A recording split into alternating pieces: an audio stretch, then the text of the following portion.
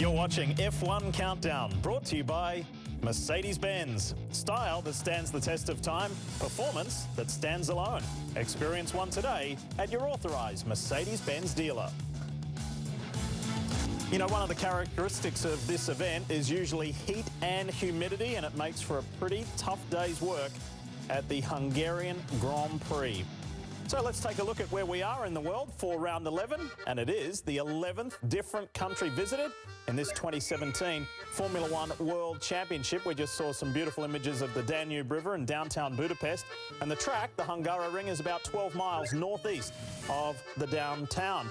This place has been hosting Formula One since 1986, when the then Williams Honda driver Nelson Piquet won the inaugural Hungarian Grand Prix, and Toro Rosso's Danny Kvyat calls this place Monaco without the walls. It is time for our track analysis, brought to you by Mother's Polish, formulated for fanatics.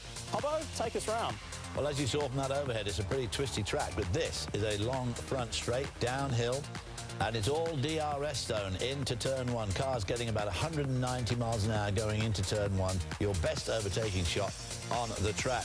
Immediately back to more DRS, a bit of a short DRS zone, I must admit. Still going downhill into turn two, which is pretty tricky little turn here. The camber is working all against you, so you're getting no help from that at all from the car. As you can see, it's a long turn, and you want to make a good exit because turns 3 and 4 are two of the quickest corners on the track. Two of the slowest corners are turns 6 and 7. Tight chicane at the top of the hill. Very nasty curves here. You've got to get the car positioned right. Finally back to turn 14. 180-degree corner, all uphill, and you really want to keep your welly in it all the way around here, because as you exit, you're into that DRS zone, down turn one, down the main straight into turn one, your best overtaking opportunity on this track. There you have it, folks. Championship-winning driver David Hobbs giving you everything you need to know about the Hungaroring. Steve, this has been a thrilling weekend, an exciting weekend so far. The reason being we're seeing speeds and lap times like we never have, with Sebastian Vettel breaking Rubens Barrichello's 13-year lap record, smashing it, in fact, by more than 2 seconds. But that's not the only thing that's grabbed your attention. What else? Well, those lap times of the performance of the drivers has been phenomenal, but it has been a big challenge to get the cars to work around here. Most notably, it really seems to be a problem with oversteer. Classic example here on the Force India, the rear of the car breaking free of traction. And it isn't just one driver, and it isn't just one constructor. Here we see several different constructors, several different drivers, all struggling with the same thing on these 2017 Pirelli tyres. Perhaps they are very critical to pressure and temperature, but when they break away, they go in a heartbeat. That big crash was Pascal Wehrlein, then Jolyon Palmer. That was World Championship leader Sebastian Vettel. This is Kevin Magnussen, who has had very little time on the track this weekend. So right from the top of the championship all the way through down to Sauber, nobody is immune from this oversteer problem that Steve has been talking about. This is Lewis Hamilton, turn 2 during qualifying. This is going to be a real challenge. Will we see it in the race today? Yes, I think we will. We've got to be careful. This is perhaps a portent of what we're likely to see play out in the racing laps of today's Grand Prix of the Hungaroring. Control the tyre pressures, control the rear of the car. You really want as much downforce on the car as possible, but as those pictures say, it's very easy to lose the rear of the car around here. And this track typically produces fantastic racing. When we come back to F1 Countdown, the cars will be on the track. Stick around.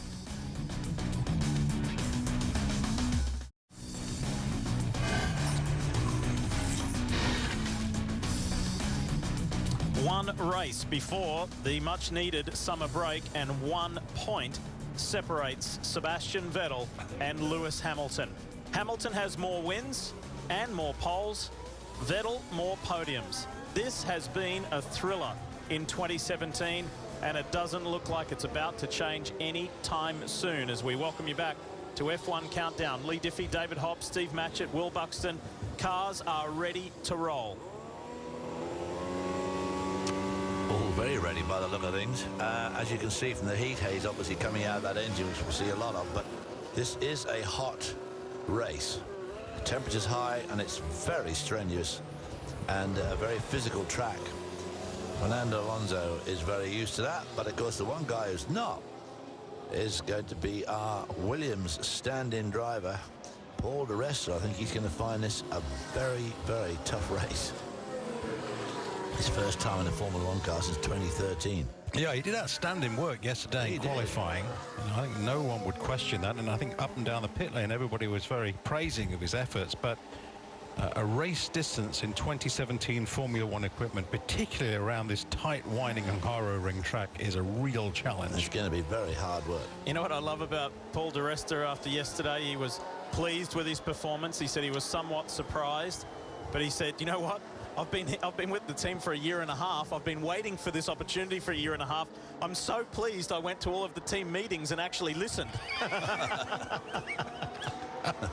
That's a good point. It really is. Here's our tyre choice for this Grand Prix. The medium, the soft, and the super soft. No chance, I don't think, of any rain around here. In all my years of visiting the Hungaroring, it was always boiling hot. I mean, dry heat, not humid, but absolutely oven hot.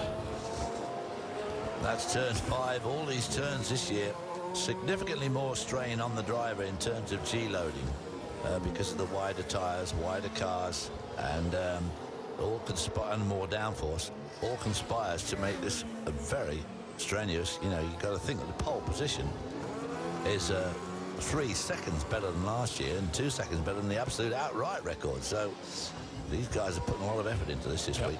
Don't worry too much about the tyres you see on the cars at the moment. We're in the reconnaissance lap period.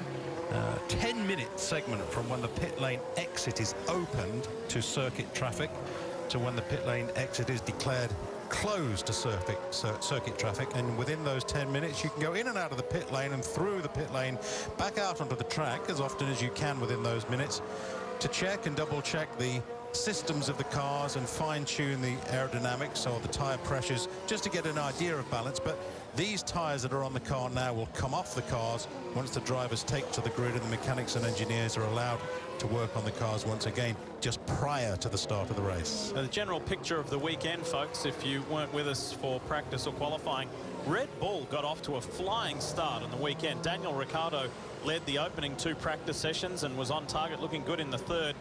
He had a hydraulic issue and was unable to complete that third practice session, but when it counted most, Ferrari just turned it on to get their second front row lockout of the year. There's a quick snapshot of the championship points for you and how that has changed a lot through the mid of the top 10 down towards the bottom, with Renault's Nico Hülkenberg finding himself in the top 10. Carlos Sainz, you know, we always tend to overlook Carlos. He did a tremendous job in qualifying yesterday to be in Q3, to be in the top 10 again.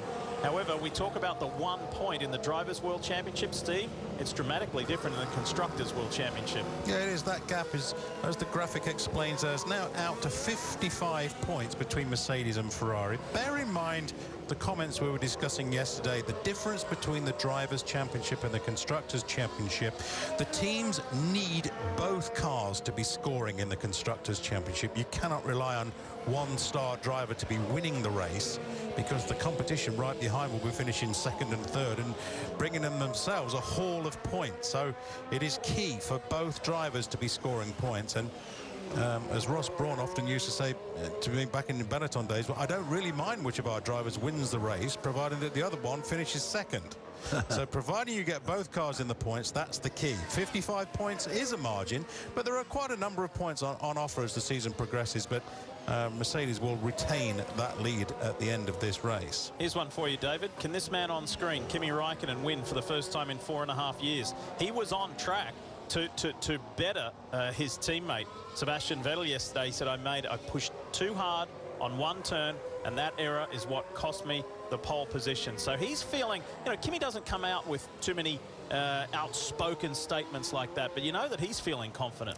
I think he's feeling very confident. He was going very quick, and of course he still feels slightly slighted with the result in Monaco, where he was on the pole with an absolutely outstanding lap. And I think he feels that the team engineered the win for Vettel, but nevertheless, yeah, he would like a win. As you say, 4.5 years since he's had a win. And to go back to what Steve was saying about the points between the two drivers, that at the moment, he hasn't had a lot of luck this year, and that is one of the reasons why they're so far behind, is that Kimi has not been able to perform at the same level consistently as his teammate Sebastian Vettel. There's always been a race where something's happened that has kind of tripped Kimi up. By the way, Pirelli did hold an official investigation, Steve, into what went wrong with both Ferrari's front left tyres at Silverstone. They've come away to say there was nothing untoward. They think Kimi may have hit a foreign object, an external object, that caused damage to the belt and caused that tyre to delaminate. And they think that Sebastian Vettel was suffering from a slow puncture, and that may have been because of that massive lockup. Remember when he was fighting for position? Well, I think the lockup was a result of the low pressure in the tyre as a result of the puncture earlier on, a couple of laps before. But you bring up a very good point that's worth mentioning. Pirelli's investigation indicates it was a coincidence that it was Ferrari that suffered them both together. It was just two external accidents, if you like, to the tyre. That's what caused the problem. It could have been to any car. Hasn't been the best weekend for the guys in pink, for Sergio Perez and Esteban Ocon. Esteban Ocon said it was the toughest qualifying he's had since being in Formula One. We'll see what they can do. This track just doesn't seem to suit the Mercedes-powered Force Indias. When we come back to F1 Countdown, we're going to head to the grid with Will.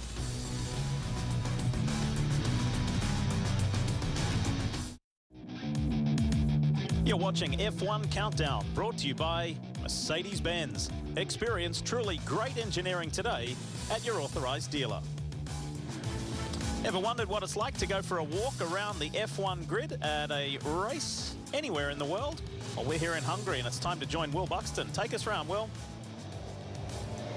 I will do my level best, Lee. We're down here with Paul di Resta, who's just got out of his car, and he will be starting from the back row of the grid. But I think it was a sensational job from him yesterday. If you watch his progression through qualifying, each lap just improving, and great to see he's running number 40 this weekend in the 40th anniversary of Williams. As he just starts to walk down, let's see if we can grab a quick word. Paul, can we grab a quick word with you? Starting from the back, no massive pressure. Can you just enjoy this one today? Yeah, I can, but there's obviously, you put yourself under pressure, so I'll see how it goes. It's a long, hot race, and yeah, it's all learning. I've never driven the other compound, and I've never driven the current high fuel, so be optimistic. Good luck, good luck. Let's have a little walk around then, see what's what, and we watch out. Let's not get run over by Lewis Hamilton's car as it gets pushed through to the front of the grid. We find ourselves in quite a tough part of the grid for today's race, with drivers who are either out of position or kind of struggling. Danny Kvyat nowhere near the pace of his teammate Carlos Sainz yesterday. Same with Kevin Magnussen, who's had a horrible weekend. Of course, Antonio Giovinazzi, the team's reserve driver, crashed his car in FP1. He didn't get any running really in FP2 because they were rebuilding it. And then just nightmare all the way through the weekend. Let's go to the front. Let's see what's happening over at Force India. There's Perez. Let's get him before he runs away. Checo, can I ask you a quick question? It's not been an easy weekend for you guys. Can you hope to fight up and battle for points today? Yeah, hopefully we can go forwards, we can move forwards. The start is very important. There is not a lot of room to overtake here, so hopefully we can do a solid start and move forward. Great, good luck. Sorry for interrupting, guys. Right, here we go. Let's keep going. Renault, it's been a better weekend for them. Ever since they had that new floor in Silverstone, it's all started to come together. A gearbox change, though, for Hülkenberg drops him right down the grid, and he actually starts behind his really out-of-luck teammate, Jolyon Palmer, who somehow managed to crash at the final corner in practice. As David Hobbs said, never seen a driver crash there in any championship, in any year, ever. Very, very strange. He's under so much pressure at the moment, this guy. He's had poor luck with reliability, but he's made a lot of his own misfortune as well this season by just making really silly mistakes. The reason he's under pressure on this track in just a few days' time, Robert Kubica, one of the highest regarded drivers really in the last decade of Formula One, will make his return in testing in that very car for the team to see whether they want to give him a proper shot at coming back to Formula One next season in 2018. Wouldn't that be something? This guy here, Carlos Sainz, is still under consideration for that very seat, though, for next year. And he keeps on punching above the weight of the car. We look down past the end of the grid. You can't see his teammate. There's so many people in the way. He absolutely did a phenomenal job to get it up into the top 10. We've spoken briefly about McLaren today, but what a great job from them. How wonderful to see the cars both working well, no engine gripes, everything looking good, and yeah, they could get points today. They could get a really good result, because look who they're fighting.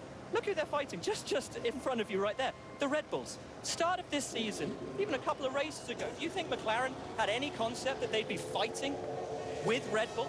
And as all of the teams behind them have said, Renault have said it, Force India have said it, Toro Rosso have said it, McLaren's now faster than us. Nobody saw that one coming. And yeah, really, really great job from McLaren. If they can just make that work, if they can just put it through to the end, it would be great. I want to grab Eric really quickly. Eric. I think Eric's going to be a little bit busy. Quick one, Eric. Eric, what a phenomenal performance so far this weekend. What's your hopes for the race? Can you take it to Red Bull? I would love to, you know. I think they are still a little bit ahead of us in terms of performance. At least we are clear behind. Renault is maybe a threat, but I think on the long run we are a bit better. So we just want to finish both cars in the top 10. Great job so far. Good luck for the race. Thank you, Eric. Now, this is where I think it gets really interesting. Dan, let's go over this side, mate, so we don't get in everybody's way. I want to talk race strategy really quickly with you guys. Pirelli think that 2 stops is the fastest way to get to the end of this race. But that means you've got to do 2 stints on the super soft, 1 stint on the soft. Ferrari and Mercedes have only got 1 set, well, Mercedes have 1 set, Ferrari have 2 sets of the soft tyre. They have no new sets of super softs. The only team on this grid that has got new sets of super softs that's in with a chance of fighting for the win today is Red Bull. I reckon they're going to go aggressive. I reckon they're going to go elbows out. Daniel Ricciardo told us yesterday, I'm going to make no friends on Sunday. I've got my elbows out. I'm punching for it. I'm absolutely going for it. And that's because I think he's going to 2-stop. And I think he can push on the tyres every single lap and force these guys, because they can't react. If Red Bull do a 2-stop strategy and go on to the super softs, Ferrari and Mercedes don't have any super softs. They can't react. This is a great shot for Red Bull to have a go today. Maurizio. No, okay, that's nice, charming. As we go then to the front, it's getting so busy at the front here as the drivers get towards the front for the anthem. And really here, I think it's where you get that sense, the intensity of what a Formula One race is like just before the start. There's some celebs around. I think Ashton Kutcher is around here somewhere, but I think he's probably hidden under a cap somewhere. But really, guys, just when you find yourself on a Formula One grid, and you can feel the heat bouncing off the tarmac, when you can feel the intensity rising, and the pressure, the stress of all these guys about to go into that last race before the summer break, that last chance to really impress, to get those points, and for Sebastian Vettel and Lewis Hamilton, that one last chance to take that momentum, to say, I'm the man, this championship's mine, and I'm taking that into the summer break. Lee, as Lewis Hamilton makes his way to the anthem at the front. It's all or nothing for these guys today. Oh, you've got to love this event. It kind of feels like the season finale, and it's just the final one before the break, but it means so much to both Ferrari and Mercedes. The men represented in the picture right there.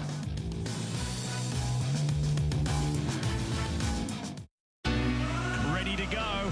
It's time to bring the action in Hungary. The Red Bulls are following. Vettel's tight. Vettel is close. Red Bull's trying to split the Mercedes man. Hamilton on the inside, right around the outside goes Ricciardo. Daniel Ricciardo sweeps around the Mercedes guys and will have the inside for turn 2, or does he? Oh, he doesn't, but Hamilton swept around both of them. Mercedes 1, 2, Red Bull 3, 4, Vettel 5. Pedals going to the floor, pedals going to the floor. What's the problem? Just do not shift. We've lost hydraulic pressure. Okay, so game over. Stay out. Oh, fantastic. Race from hell this is going to be. Drive-through penalty confirmed for car 22, Jensen Button, unauthorised radio communication.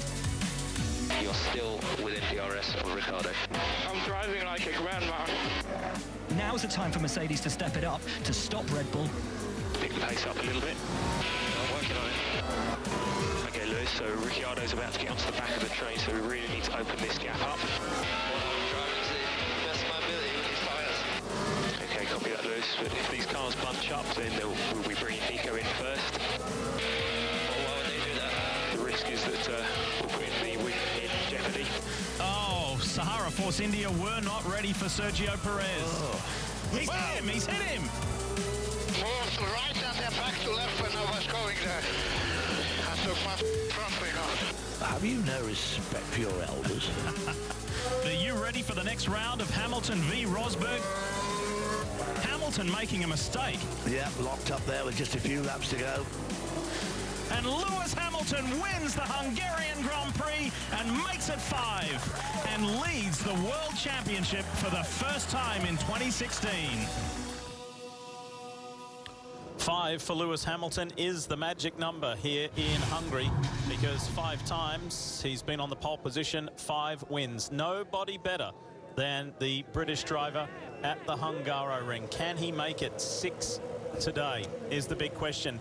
Here he is, live on the grid. He doesn't think so. He's feeling not quite so positive. He feels that the fight to Ferrari may be a little too much today based on their explosive speed in qualifying. For Paul di Resta, the story about this guy is incredible. He was here replacing Martin Brundle, who is ill, in the Sky Sports commentary booth. He ends up getting the call up from Williams to replace the sick Felipe Massa for Formula One. So here he is, after being the reserve driver for a year and a half. He's finally going to get a shot at it. Just happened to mention to our man Will too that he's never driven the car full of fuel, which he's about to, and he's never driven on the other set of tyres yet. So I mean, talk about starting off with one arm tyre behind your back. Well, until yesterday afternoon, he hadn't driven the Williams chassis at all. So, I mean, absolutely phenomenal performance in qualifying. Two key characters and figures in the sport. Toto Wolff, the boss of Mercedes-Benz Motorsport, who at one time was part owner of the Williams team, and of course now he's the boss of Mercedes-Benz Motorsport. He said di Resta's drive was unbelievable yesterday in qualifying. And then Paddy Lowe, who is the technical chief at Williams, said, in my opinion, that was the drive of the day. I agree. I absolutely agree. Daniel Ricciardo might not entirely agree with that, but we're going to see what he does today. As you said already, going to have his elbows out. Will said he's going to have his elbows out, and he is tough here. His first win was here, and I think coming from that third row, if he makes a good start, which he's very good at, gets in front of one of those Mercs, or one of those Mercs, he could be tough to dislodge. All right, time to talk predictions from Steve Matchett, David Hobbs. Steve-O, you're away first. Well, I'm going to give it a Ferrari 1-2 here because they do seem very strong. So I've got Sebastian Vettel winning this race and his teammate Kimi Räikkönen finishing second. And Valtteri Bottas, I think, will do everything he can to take that third spot on the grid. Well, predictions are just such a lottery, aren't they, really? I think Vettel is going to win this race. I think Bottas may well finish second, and I think somehow by hook or by crook, Hamilton will finish in third spot. But it's going to be tough for both those guys. All right, we'll follow your predictions throughout the course of the Hungarian Grand Prix. You know, you can really tell with Sebastian Vettel when he truly knows that he has a superior car, because his demeanor this weekend has been very positive. He's been smiling, he's been enjoying himself. There's Charlie Whiting. You always hear us talk about Charlie on the right. He is the race director and long-time race director for Formula One.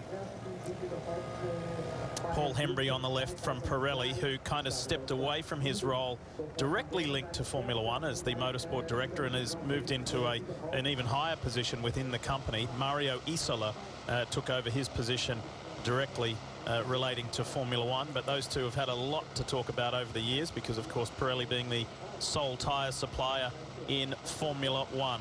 So that's what the drivers and teams can do at the end of today's Hungarian Grand Prix, because the summer break is coming, but there is some business, some serious business to attend to first. Thanks for watching F1 Countdown, brought to you by Mercedes-Benz. Lights go out next.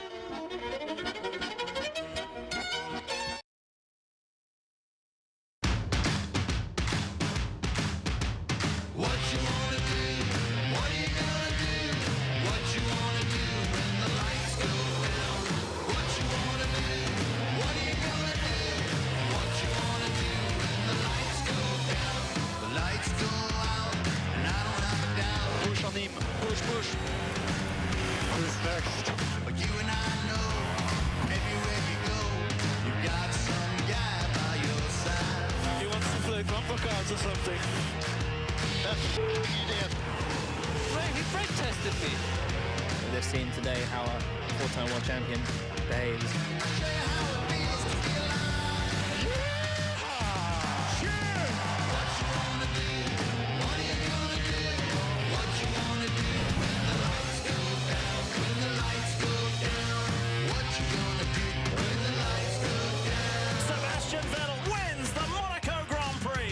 In there, Lewis. Absolute masterclass. I never raced with less power in my life. You might hear me grind. You might hear me high. I become a beast that night. Get your elbows out. This is for the podium. What you wanna do? What are you gonna do? What you wanna do when the lights go down? When the lights go down.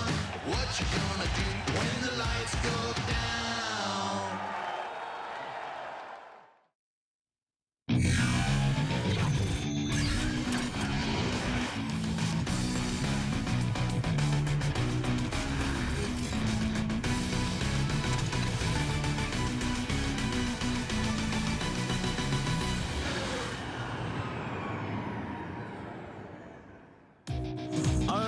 Monaco and Monza have hosted more Formula One Grand Prix as part of the World Championship in succession. And that's what makes Hungary so special. It holds a significant place in Formula One history, and today, the last Grand Prix before the summer break, has that feel about it again, with just 1 point separating the top two in the Drivers' Championship, Sebastian Vettel and Lewis Hamilton. It is all to play for here today as we welcome you to NBCSN's coverage of round 11 of the 2017 Formula One World Championship. This is the Hungarian Grand Prix just outside of downtown Budapest. And as we welcome you moments away from the start of this Grand Prix, it has been a fascinating season so far. So many great storylines, the ebb and flow, the arm wrestle of this championship, and it doesn't feel like it's going to go any different, and it's not going to go anywhere anytime soon. This has been a thriller. And before we get going, let's check in with our man on the ground, Will Buxton. Will? No small worry for Sebastian Vettel overnight. There was a problem with his hydraulic actuator, which the team had to change in the run-up to him making it to the grid. That was all done under the watchful eye of the FIA's Joe Bauer, a like-for-like part. But the pressure is intense on Ferrari today. The two biggest bosses at Ferrari, Piero Ferrari and Sergio Marchionne, are here. That can only go one of two ways. It will either sharpen the focus or they'll crumble under the pressure.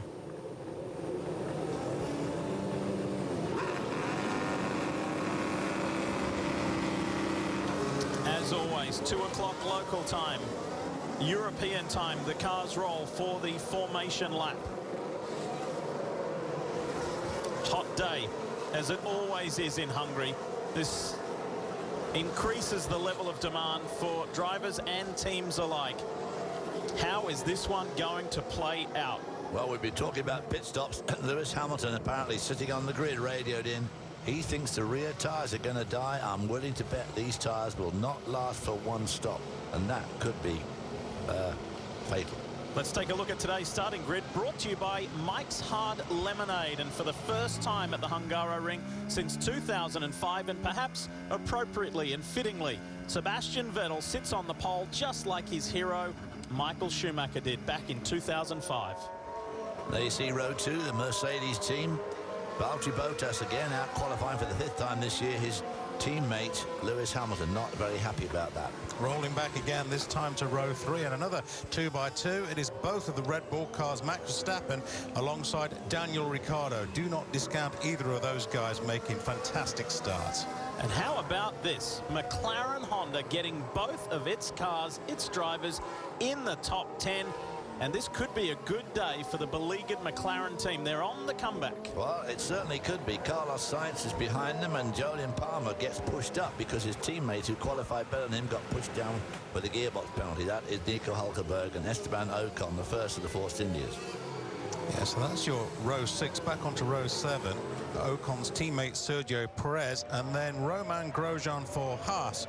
Again, lines up alongside Force India. Back onto row 8, and there's Romain Grosjean's teammate, Kevin Lance Stroll, in qualifying, and he has a penalty point against his name too as a result of that. And that's a big deal, because if you amass 12 penalty points within a 12-month period, that's not a racing season. It's from the first time you've received a penalty point, 12 months on from there, you will sit out a race. And David, Kvyat is only 2 points away from that. Yeah, so he needs to be very careful. He's had a couple of run-ins on lap 1 already this year. He wants to be very careful at the start particularly. There's the two McLarens beginning to line up. Have you seen some tense faces in the garages? Absolutely you have. The start of the season, the end of the season, of course, are so key. But so is this race. It's the last one before the break. So much judgment is placed on this. What kind of shape are we in mid-season? 10 races down, 10 to go. How is it looking? How do we stand? Where do we stand? And of course, you've got 3 weeks to stew over it. If things go wrong in this race, you've got a long time to think about it. It's like a mid-season report card. The lights are on, and in Hungary, one last time before the break, it's time to bring the action. Vettel with a great start. Raikkonen tucks in behind. Bottas has got ahead of Hamilton. Hamilton's getting squeezed by the Red Bulls. Around the outside goes Ricciardo. There's a Sauber locking up. Contact. Haas gets hit. That's Kevin Magnussen goes wide. Magnussen going wide, but it is a Ferrari lead, good lead off the start line. Red Bull again fighting with each other. We talked about those guys making a good start, but I think there was contact. I think there's a puncture to the left rear, left front, maybe. Verstappen hit Ricciardo, punctured his tyre, and the former Hungarian Grand Prix winner is sitting sideways in the middle of the track. Boy, he got around Hamilton going into turn 2, and then Hamilton retook it as those two Red Bulls ran into each other. Verstappen is in front of the Mercedes. Wow. So it was Daniel Ricciardo who said, I'm not going to make any friends out there today, signalling his physical nature, but it was his younger teammate who just nailed it. Oh. Daniel Ricciardo out. What we thought was a puff of smoke, it looks like one of the cooling radiators, either for fluid or hydraulics, has burst, and that put fluid over to the rear tyre. That's going to kill the car. That's going to kill the cars. Oh, look at those marks. Right. The question is, will it also bring out a well, it has brought out a safety car. There it is. There's a graphic top left. Boy, that didn't take long, did it? Boy, Ricciardo. Someone hit me. Yeah, understood. We're looking at it. If that's who I think it was. Yes. Yeah, understood, mate. We can see. Tell you what else it's killed. It's killed the warm and fuzzy relationship. That's over, because Ricciardo will not stand for that. Teammate on teammate. We've seen it happen. We saw it happen at the last Grand Prix with the Toro Rosso pair of Kvyat and Sainz on the opening lap. Now it's happened to the Red Bull senior team. Yeah, and I agree. I don't think there is any love lost between these two guys. Max Verstappen is now setting out on his own road, his own course, and I don't think Verstappen believes that Red Bull is his future, and he's just trying to get the best personal results. But taking out your teammate is just not the way to go in Formula One. You cannot do that. Does the animosity bleed over inside the garage where your side, when your car gets taken out by the other one, Steve? Take us back to Benetton. It really does. You have to be very careful with what happens inside the pit garage. It's very easy for it to become toxic. Let's have a look at the start and we'll see what happened. Good start by Ferrari, changing 1-2 across that start-finish line. Mercedes, and there comes the Red Bull guys. Well, at this point now, well apart. It's not going to last much longer. No. Right there. So maybe a little longer. It was Verstappen who got the better start of the two Red Bulls. It's Ricciardo going around the outside. Bang. Verstappen locked up and then hits the side of his teammate. Yeah. Well, I'm not sure who hit who. I mean, Ricciardo cut back in on him a bit. He was on the... There's fluid already coming out of that. Yeah. It looks like smoke or steam, but whether it's hydraulic fluid or coolant, it doesn't matter. It's killed the car. Great job by everybody else. Wow, I'll say. Hamilton's view. Just making another brilliant start. Yes, very controlled start. There goes Verstappen around the outside of them all. Then he gets pushed off. And here comes Ricciardo. I thought they contacted there, but it wasn't. It was a little bit further along. Right here they get contact, right here. Yeah, a little bit of a locker from Verstappen, and he sort of runs wide into that corner off the apex. Yeah. I'd have to say Verstappen's fault, but I mean, I was a bit loath to put anybody at fault for that. It was just, wow.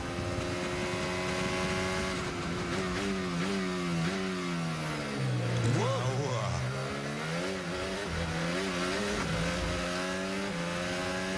Here comes his teammate. There's the lockup. Bang! There's the contact. Pretty straightforward. Ricciardo's view. Yeah, the other side of the garage.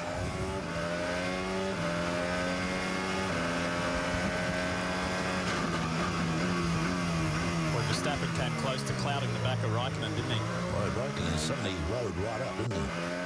Have a listen. Let's have a listen.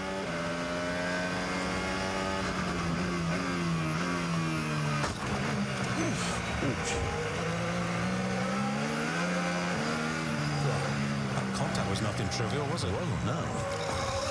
And that's the puncture spinning the car. So a combination of the tyre going down and the fluid coming out of the car. Just Daniel had no chance.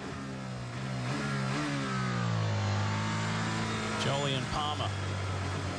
Carbon fibre going everywhere. Cars going everywhere. Wow! How that was lucky. Very lucky. It's the first time in Daniel Ricciardo's career that he has been knocked out of a Grand Prix on the opening lap. And boy, are there going to be some choice words said inside the Red Bull garage between teammates. Well, very, very, very unfortunate that it was the two teammates that ran into each other there. You'd have to put that down to a racing incident, really. Ricciardo's Red Bull being cleaned up. Likewise, the track will come back, hopefully. Safety car will be off the track and we'll go racing.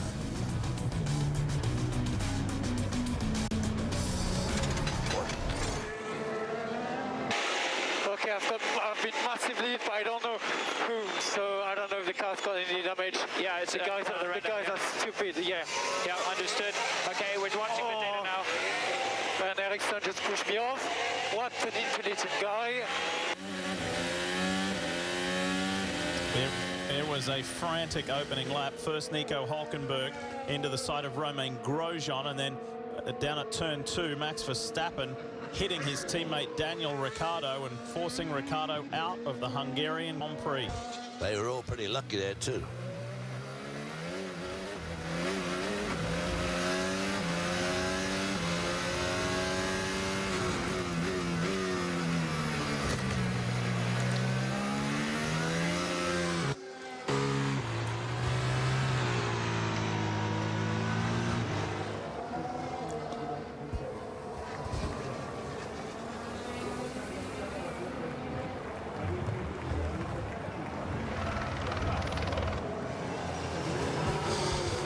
It looked to me again, the more I look at that, I think it was just very unfortunate they were teammates. That incident with Verstappen, that lock-up at the apex, to me, Lee just locked the wheel up and then slid the car to the right, and I don't know, very unfortunate that the car that he hit happened to be Daniel Ricciardo, you know. That lock-up induced a momentary, quite violent understeer, and he just understeered into the side of him. Ready to go racing. Say, very unlucky that it was his teammate. And look at this. Verstappen has Hamilton all over the back of him, and Alonso is all over fellow Spaniard Carlos Sainz. Hamilton and Verstappen into turn 1 side by side. Alonso trying to work on Sainz. Verstappen still leading Hamilton. Hamilton trying to fight back again. And Red Bull driver saying, I don't think so. Lights it up out of turn 2. Yeah. On board, Lewis. Yeah, doing a bit of his duties, just weaving around there like he did last year in front of Kimi Raikkonen, which induced Raikkonen's blood pressure to just about go through the top of his head. The conundrum for these guys now, David, is how much do you want to fight with the opposition right here, thinking to protect those tyres if you want to try and push deep into this opening stint? As much as you move around here to try and make one position, you'll cause so much degradation on the tyre, you may force yourself to have to pit twice instead of once. Yeah, exactly. Boy, oh boy. That was Daniel Ricciardo talking to Dr. Helmut Marko. And I don't think he's going to get too far there complaining to Dr. Helmut Marko, because Max Verstappen is Marko's pet project. So I don't think Ricciardo's going to break the brittle exterior of Dr. Helmut Marko there on that one. No. Sebastian Vettel with a 1.2 second lead over his Ferrari teammate Kimi Raikkonen, Valtteri Bottas, Verstappen, Hamilton. Sainz has withstood the challenge from Fernando Alonso, then Sergio Perez. And look at this, the two Renault guys together on track, but it's Jolyon Palmer ahead of Nico Hülkenberg. Hülkenberg coming back from that 5 grid spot penalty and the opening lap contact with Romain Grosjean. There's our graphic for fastest lap. It is Sebastian Vettel, Ferrari 123.1. Fastest in the first and third sectors of the track, and in the opening first sector again of the following lap, Vettel fastest. Significantly so, too. A couple of tenths up on Raikkonen. Well, he's done. It's dangerous, it wasn't worth the risk. Okay, copy, Lewis. Yeah, we'll see what you're doing. Happy with that. 10-second time penalty to Max Verstappen for causing a collision. There's his dad. I'm not very happy about that. Well, that's the steward's decision. A time penalty is not a drive-through penalty, but that 10-second time penalty can be served at the first pit stop. If the team elect not to serve that penalty throughout the course of the race, it will be added to the end time when the checkered flag falls. And the stewards this weekend, Gary Connolly, American Tim Mayer, and former F1 driver and main man at the British Racing Drivers Club, Derek Warwick. Vettel again, Lee, fastest lap down in the 22s. There's only one car running in the 22s, and it is Vettel. Everybody else 23 and higher. Yeah, and Vettel, of course, has got a 1.8 second over Kimi Raikkonen, which, of course, is vital because that means he's out of DRS range. What an absolute disaster for Red Bull Racing. We were expecting them to do that two-stop strategy, mix things up, be really fighty today, and there you go. Daniel Ricciardo out on lap 1. Max Verstappen with a 10-second penalty, all of his own doing. And that's it. It's game over for them. That is the potential, not just for the podium, but potentially for a race win done. But what that does do is that gives Carlos Sainz Jr. a really good shot at a result today. He had a phenomenal start, as you said, up into 6th place already, ahead of Fernando Alonso. And as he told us yesterday after qualifying, I just need to get ahead of those McLarens at the start, because on pace, I think they might be a bit quicker than us. Well, Alonso has made a great start up to 7th. Perez has made an extraordinary start from 17th up to 8th.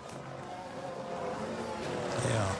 If you're new to Formula One engineering and the sport and regulations, it's probably worth noting, just because Daniel Ricciardo is out of the Grand Prix, it does not allow those tyres, unused tyres from Daniel Ricciardo's allocation, to be used by Max Verstappen at any point in the race. They are driver allocated tyres, not team tyres. So there's no advantage to the team by being able to use those tyres that will remain unused because of that incident.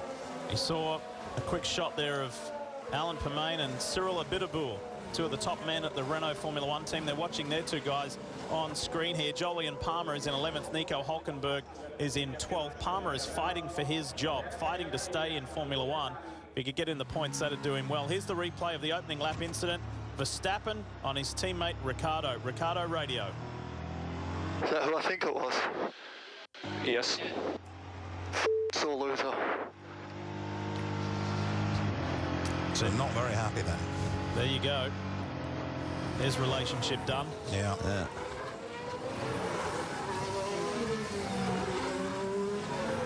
Ferrari 1-2. Can you hear the Tifosi cheering all around the world? I'm sure you can. Ashton Kutcher, Hollywood star, what does he think of Formula One?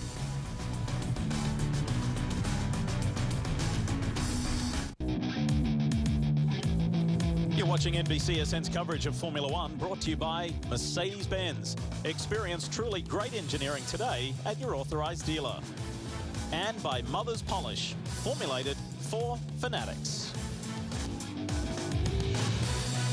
What a beautiful city Budapest is. So much to see and do.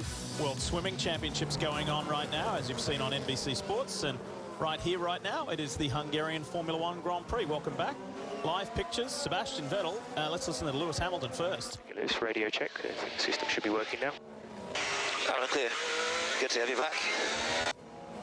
They were having some IT problems in the Mercedes garage during the break, and they tried multiple times to radio to Lewis Hamilton, so that pathway is now clear. Meanwhile, the pathway for the World Championship leader, Sebastian Vettel, is looking good. He's got almost a 3-second lead over Kimi Raikkonen. Yeah, he got a 3-second lead over his teammate, and he's got nearly a 12-second lead over Lewis Hamilton. So, which of course going into the break is not what Hamilton was looking for. These guys are duking it out. The Palmer car has got in front of Nico Hülkenberg as a result of Hülkenberg losing those 5 spots gearbox penalty on the grid.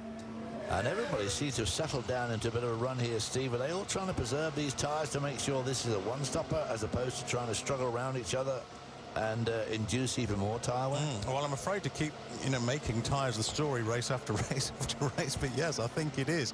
There is obviously, a significant time advantage to not taking a second pit stop if you can avoid it. But to avoid that, to make it a one-stop race, you're going to have to nurse the rubber as much as possible.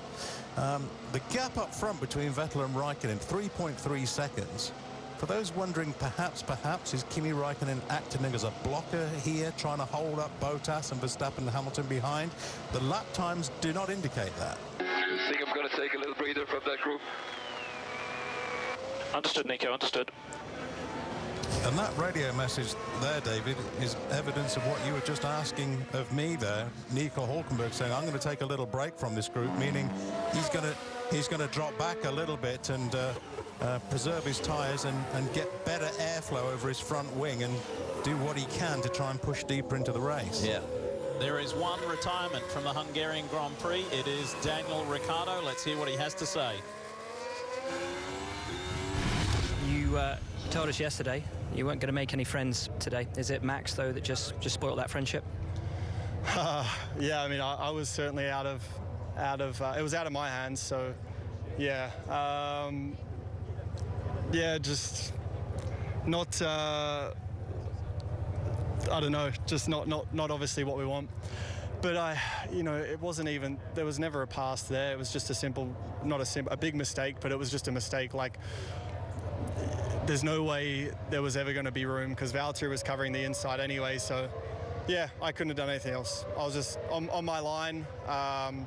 Obviously he got the penalty and all that, so it's obvious whose mistake it was, but it doesn't change my race, you know. And you know, yeah, you're never going to get that place back in turn 2 the way it was. So just over ambitious. That's youth. That's youth. So just literally blaming it on inexperience more than anything else. Well, that sounds too nice. It's not that. Probably immaturity is the one. Yeah. Looked like you might have been running a 2-stopper today. You think you could have fought for the podium? Absolutely, but means nothing now. You know, it's over in 2 corners. So frustrating. Yeah, I don't know. I'm yeah, just I guess pissed off. I would have loved to have raced today, and you know, just didn't need to be done. I'll tell you what, that is the world's worst feeling when you are run into early on in a race like that. I mean, I do have sympathy for Verstappen because I think he just made a mistake. I'm not sure that he was necessarily trying to overtake him. And I feel desperately sorry for Daniel Ricciardo because it is just gut-wrenching. So much preparation, so much everything, anticipation, and all done in, you know, a minute, less than a minute. Yep. Racing. Daniel Ricciardo desperately biting his lip all the way through that, wasn't he? Obviously, the team managers and his team principals at Red Bull are trying to tell him before he's speaking to the media, you know, try and control yourself. But boy, it was difficult for him.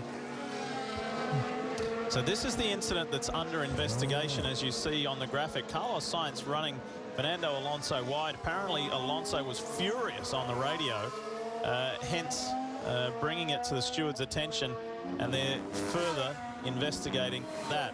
So it looks like this. Vettel 3.1 seconds out ahead of Raikkonen. Bottas about 6 seconds back. Verstappen only 3 seconds in arrear of Bottas, but remember, Verstappen has to serve a 10-second time penalty. And then it's to Lewis Hamilton. Sainz, Alonso, Perez, Van Dorn, and Esteban Ocon in the top 10. Ericsson Radio. Okay, Marcus, we can do one more lap in Sock 6, then we need to go back to... I cannot go closer to him, it's impossible. This track is impossible. Okay, copy. I'm so much closer, otherwise I would not be this close. Okay, Marcus, copy that. Stay close to him, I come back to you.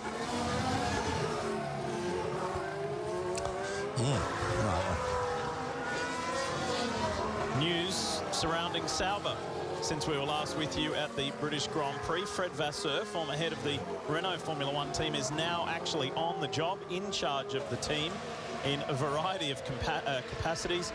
And Sauber were quite pleased to announce that they will be staying with Ferrari as far as their power unit supplier in 2018. That proposed Honda deal is off, and they will continue to run Ferrari power units. But the big difference is that next year, when they get Ferrari power units, they will have the current year engine as opposed to what they've got at the moment, which is a year old. So I guess Fred Vasseur must have been doing a bit of negotiating there, and he was the one that put the kibosh on the Honda engine for next year. Now they're talking about Hondas going into the Toro Rossos. That would be interesting. A lot going on in this final race before the summer break. Tyres are fine. I don't have a big enough delta to close the gap and get past him now. Yeah, that's no problem there, Lewis. Hopefully that should be taken care of. Tyres feel fine. The message from Lewis Hamilton, but he said he wasn't quite sure that he had enough to take the fight to Verstappen, and his race engineer Bono saying, don't worry, that's going to be taken care of, and being taken care of by that 10-second time penalty handed to Verstappen for the opening lap collision with Daniel Ricciardo.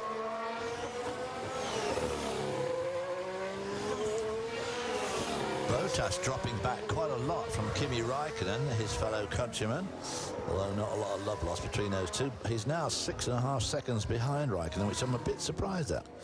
Well, the tyres are beginning to degrade and drop off a little bit, about 0.3, 0.4 seconds a lap between Vettel, Raikkonen and Bottas. I mean, it moves them around a little bit, but I think Ferrari are now looking to figure what to do with that pit stop strategy, 1 or 2 stops. If they want to do a 2-stop strategy, Ferrari could just about work it with Sainz to get track position. But we're on lap 16. I would suggest a 2-stop strategy was going to open around lap 20. So it certainly was in the next three or 4 laps. We'll know more what the leaders are thinking of doing with these tyres.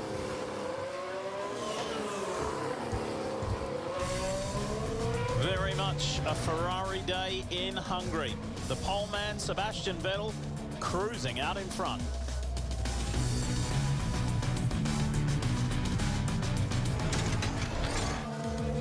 If you haven't done it yet, can't encourage you enough to check out the NBC Sports app. Lots of extra coverage of every Formula One Grand Prix, and there are cool elements like driver tracker map, pit lane feed, dedicated feed to the full race.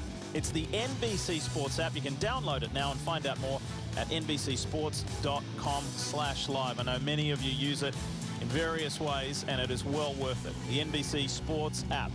So we welcome you back to the Hungarian Grand Prix. Let's ride with Fernando Alonso.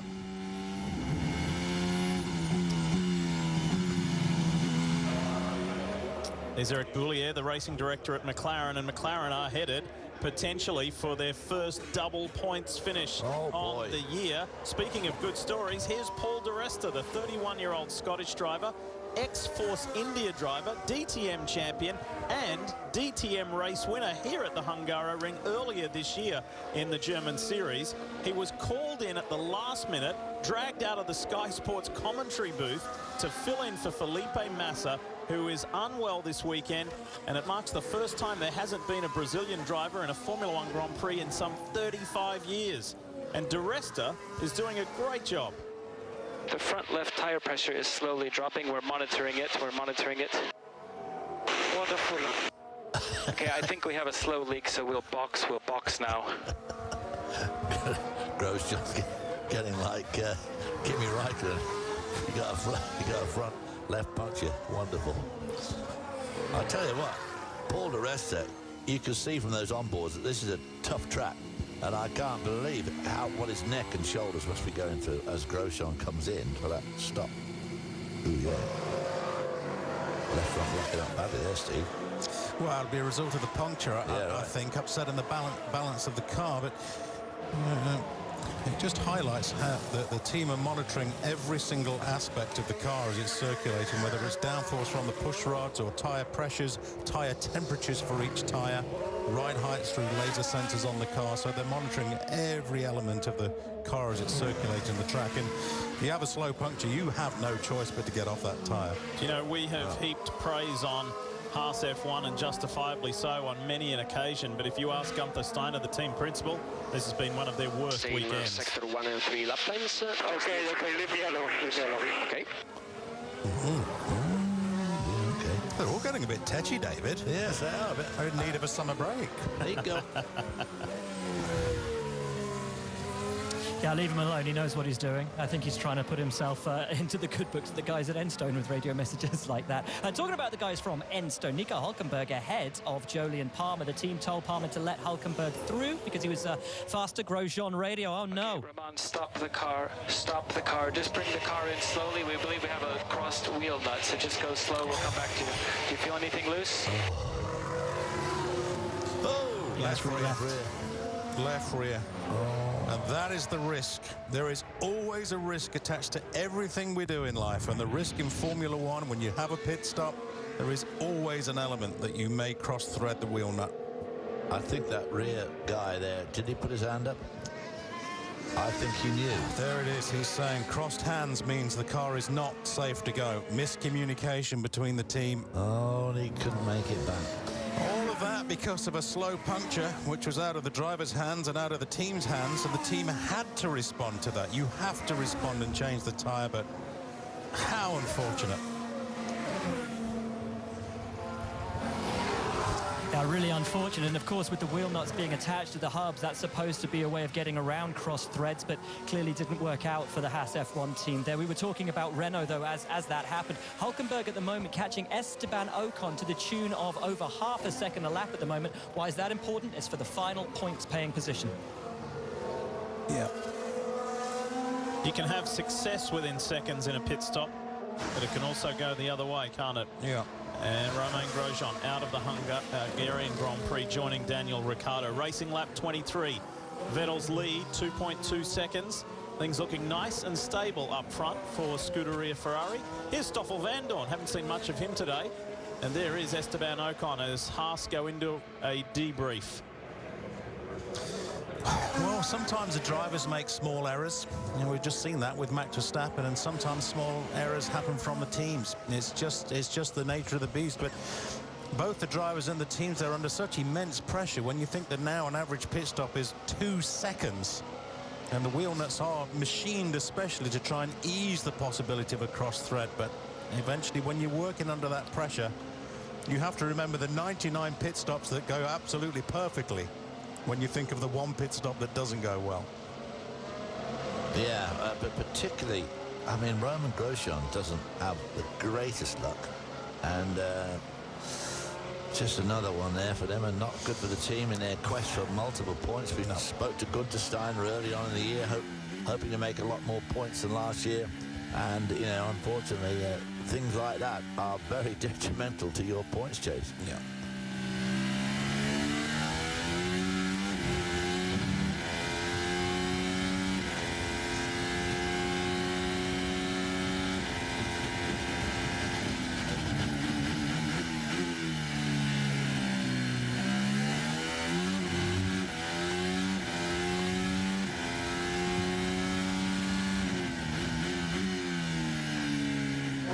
Nico Hulkenberg is coming off the back of his equal best result of the season with a 6th at Silverstone.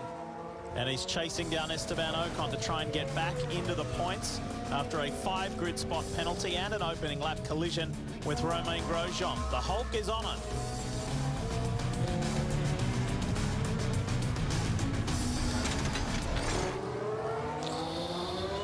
Lap 27 of the Hungarian Formula One Grand Prix. Sebastian Vettel leads, but leads by 1.8. It was at one stage in this Grand Prix, he led Kimi Räikkönen, his Ferrari teammate, by 3.4. So that has gradually come down. Is there a reason for it? Have a listen to this radio. Check the steering is hanging to the left when I go straight. Is it getting worse or is it stable? I thought it's getting worse. Understood. My steering is hanging to the left when I go in a straight line. His engineer said, is it getting worse or is it stable?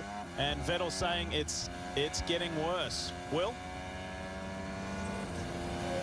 I think he's set up for the Indy 500, guys. You can see him turning the wheel to the side on the straights. And, yeah, in the corners, he's very definitely, through the right-hand corners anyway, he's holding the wheel straight. Why is that an issue? Well, it's going to put so much pressure on the tyres if he's having to turn them when he shouldn't be. It could be a real issue that potentially costs Vettel this race win. As you said, Räikkönen is cutting the gap back to him. But it's not just him having problems. Lewis Hamilton, too, has been experiencing problems all day with radio communication back to the pits. Mercedes have got big IT issues there. And they still have issues now. It's only one-way radio going from pit to car. Yeah, that issue with Sebastian Vettel's steering, when we see an onboard shot and you watch Sebastian driving down a straight, you'll see very distinctly the steering wheel is tilted to the left. Which usually means something is bent. Yeah. Which, I absolutely agree with you, David. On these cars, for that to suddenly come on. Yeah. Remember that 95% of the suspension is all carbon fiber. No chance, even with DRS they're faster. That's right. Yep, we can see that. Understood. So you know what you have to do. Yeah, that is an unusual fault on the Ferrari. We'll follow that through and see if we can find out exactly what's happened with it. There is power steering on these cars, and whether or not something with the sensor of the steering has started to affect that more than something being bent, because carbon fiber suspension elements and the track rods, they tend not to bend. They just break. They're either perfect or they're broken.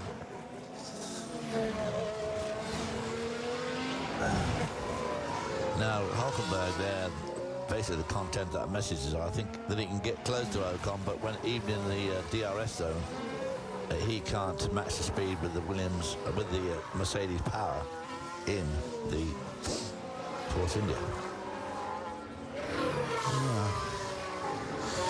Vettel and Raikkonen at the sharp end of this race are closing in on the two Saubers. They're getting very close to them. Now, Ferrari are going to have to be aware of that traffic on the track ahead of them and wonder whether or not they should come in and change off that set of tyres. Don't want to get too embroiled with the traffic around here because it is just a nightmare to overtake. Of course, the Ferrari engineers will be very keen to look around Sebastian Vettel's car, see if they can figure out what's happened with the suspension or the steering. Yeah. Of course, a big racing day ahead with the Monster Energy NASCAR Cup Series racing in Pocono. You can see that here on NBCSN at 3 o'clock this afternoon. Verizon IndyCar Series as well from Mid-Ohio. That's on CNBC, but you'll see an encore presentation a little later at, I think, 7 this evening on NBCSN. Max Verstappen fighting as hard as he can because he incurred a 10-second penalty for colliding with his teammate on the opening lap. Let's take a ride with Raikkonen.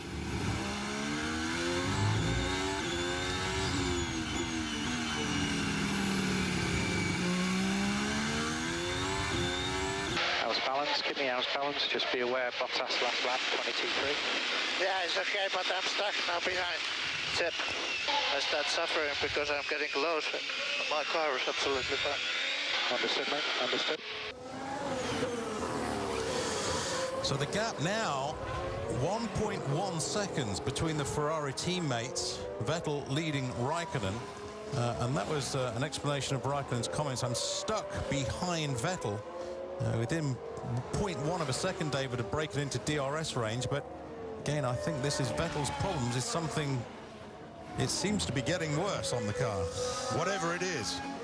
Yeah, and of course, Ferrari caught between a rock and a hard place here because they obviously want Vettel to win this race to increase his lead over Hamilton going into that break. I mean, if he finishes where it is now, you know, he'd have like a 16-point lead over Hamilton going into Spa in 3 weeks' time, which is what they want. So they probably can't let Raikkonen overtake him unless Vettel's got some serious issue. Yeah, I think it will. Ferrari will continue to monitor the pace of the two cars, but what Ferrari cannot afford to do is risk losing that race win, knowing full well that Bottas is right behind. Yeah. Their arch rivals Mercedes are running in third. They will have to get Raikkonen to win the race if Vettel can't do it. That will be Maranello's plan.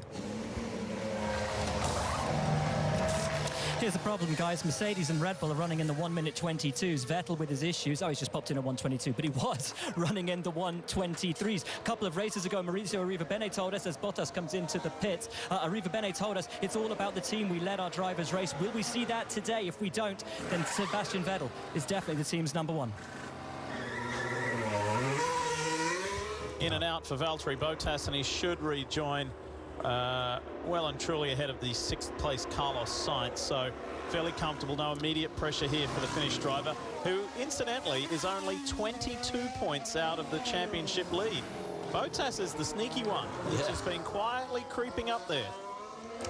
Well, that's a bit of a long stop, 3.5 seconds. Well, more than just creeping up. I mean, he out-qualified Hamilton, who is one of the supreme qualifiers. He's out-qualified him 5 times, yeah. Just not. Another stab at that left front. Yeah. Have another look at it. You're on the left front. Off, on, tight. Yeah. Everybody, of course, will be watching their pit stops now after the disaster with Roman Grosjean. Yeah, you may have seen that graphic earlier on that, Vettel's radio. Fronts are not in a healthy shape. Understood, it will be soon.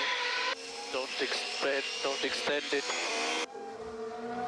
Fronts are not in a healthy shape. Please don't extend the stint.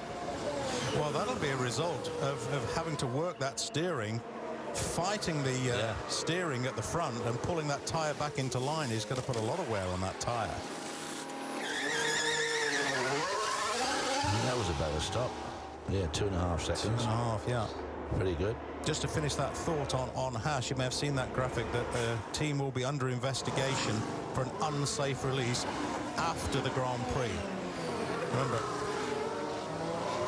And look at Valtteri Bottas this time. He's gone purple middle sector, green third sector. I think going onto these soft tyres now is the place you want to be. They're going to be lighting the track up. How do Ferrari react? Because if they don't bring in Raikkonen, Bottas is going to pounce on him. And if Vettel has an issue, that potentially then is the race win. Ferrari have got to think fast. Absolutely, couldn't agree more. Ferrari have got to think fast. Bottas has got terrific track position. He's got about 4 corners of clear traffic ahead of him. Coming in for that pit stop right then was certainly a good move by Mercedes. Here's Ferrari reacting. Yeah. Because Hamilton's got held up. He's got 2 back markers in front of him, one of whom I think is Magnussen. Question is this going to be for Vettel? I'm going to guess it's a Vettel stop, not a Raikkonen stop. Verline gets out of the way of Hamilton. Race leader Sebastian Vettel is in. Now let's see what the mechanics do around the left front of the car. See if they really give it a good look. It's not the camera angle that's going to tell us that story, is it? Well, whatever they did, they released it very quickly. 3 seconds is the pit stop. Yes, marginally slower than we expect to see, but they certainly didn't give much consideration to the front. They didn't, did they? No. In the background, the Mercedes duo. The key thing to watch here is going to be Kimi Raikkonen when it's time for the Iceman to pit. How quick will it be? What's his in and out lap going to be like in comparison to his teammate and the World Championship leader? Bottas, fastest lap of the race as he takes the pursuit and the fight to Raikkonen and Vettel up front. 1:21.6 on that lap, on that out lap on those fresh tyres. There it is. There's our graphic to support that. Replay. Hey, what the is this really? I mean, if they cannot see, if they cannot see behind, then you should stay on the reporting stuff and not that. That goes on to our Kimi Raikkonen radio reel that we'll update soon. And he is in. He wasn't happy with Paul di Resta, by the way. Ouch. In the Williams. We should stay on that reporting stuff. Check out this. This is going to be really close. Aston Kutcher has a really good view of it. Where is Vettel in comparison to his teammate? 2.7 at the stop. Ferrari's mechanics did everything they could. Now, where will he come out onto track? Here's Vettel. Vettel will go by. And they're tight, and he's got a healthy margin over Valtteri Bottas, but Kimi Raikkonen's got to get up to speed really quickly. Yeah, that was the frustration from Kimi Raikkonen, because Raikkonen knew if he hadn't have been held up around di Resta, he could have just got another 1/10 of a second maybe, and that would have given him the lead. We're on the backup radio now. See if you can transmit. Okay, Lewis, no joy on the backup radio. We can see you keying up.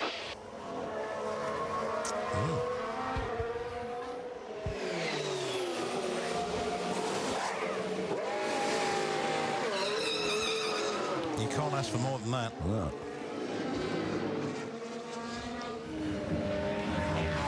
So the Ferrari men linked together. Likewise, the Mercedes Silver Arrows drivers. Raikkonen.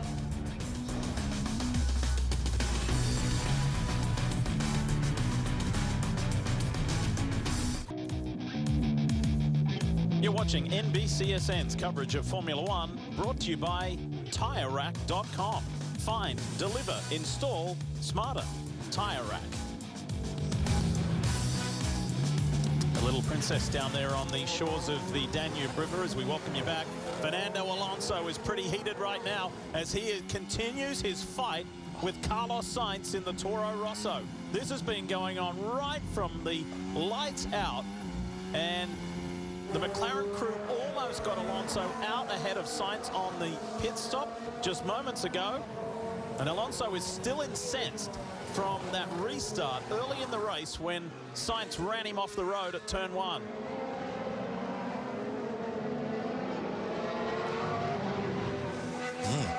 Yeah, so Alonso trying. I mean, I think wow, we've got the two Mercedes here. Hamilton had an amazing outlap, an incredible outlap that allowed him to get right up onto the back of his Mercedes teammate.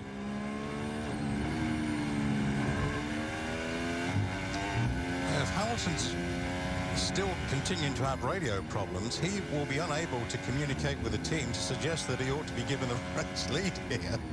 So they can't communicate between each other, so they'll have to make that decision up on the pit wall. But no, well, I don't think Hamilton will be able to give any input to that. There's the same situation with the two Ferrari guys.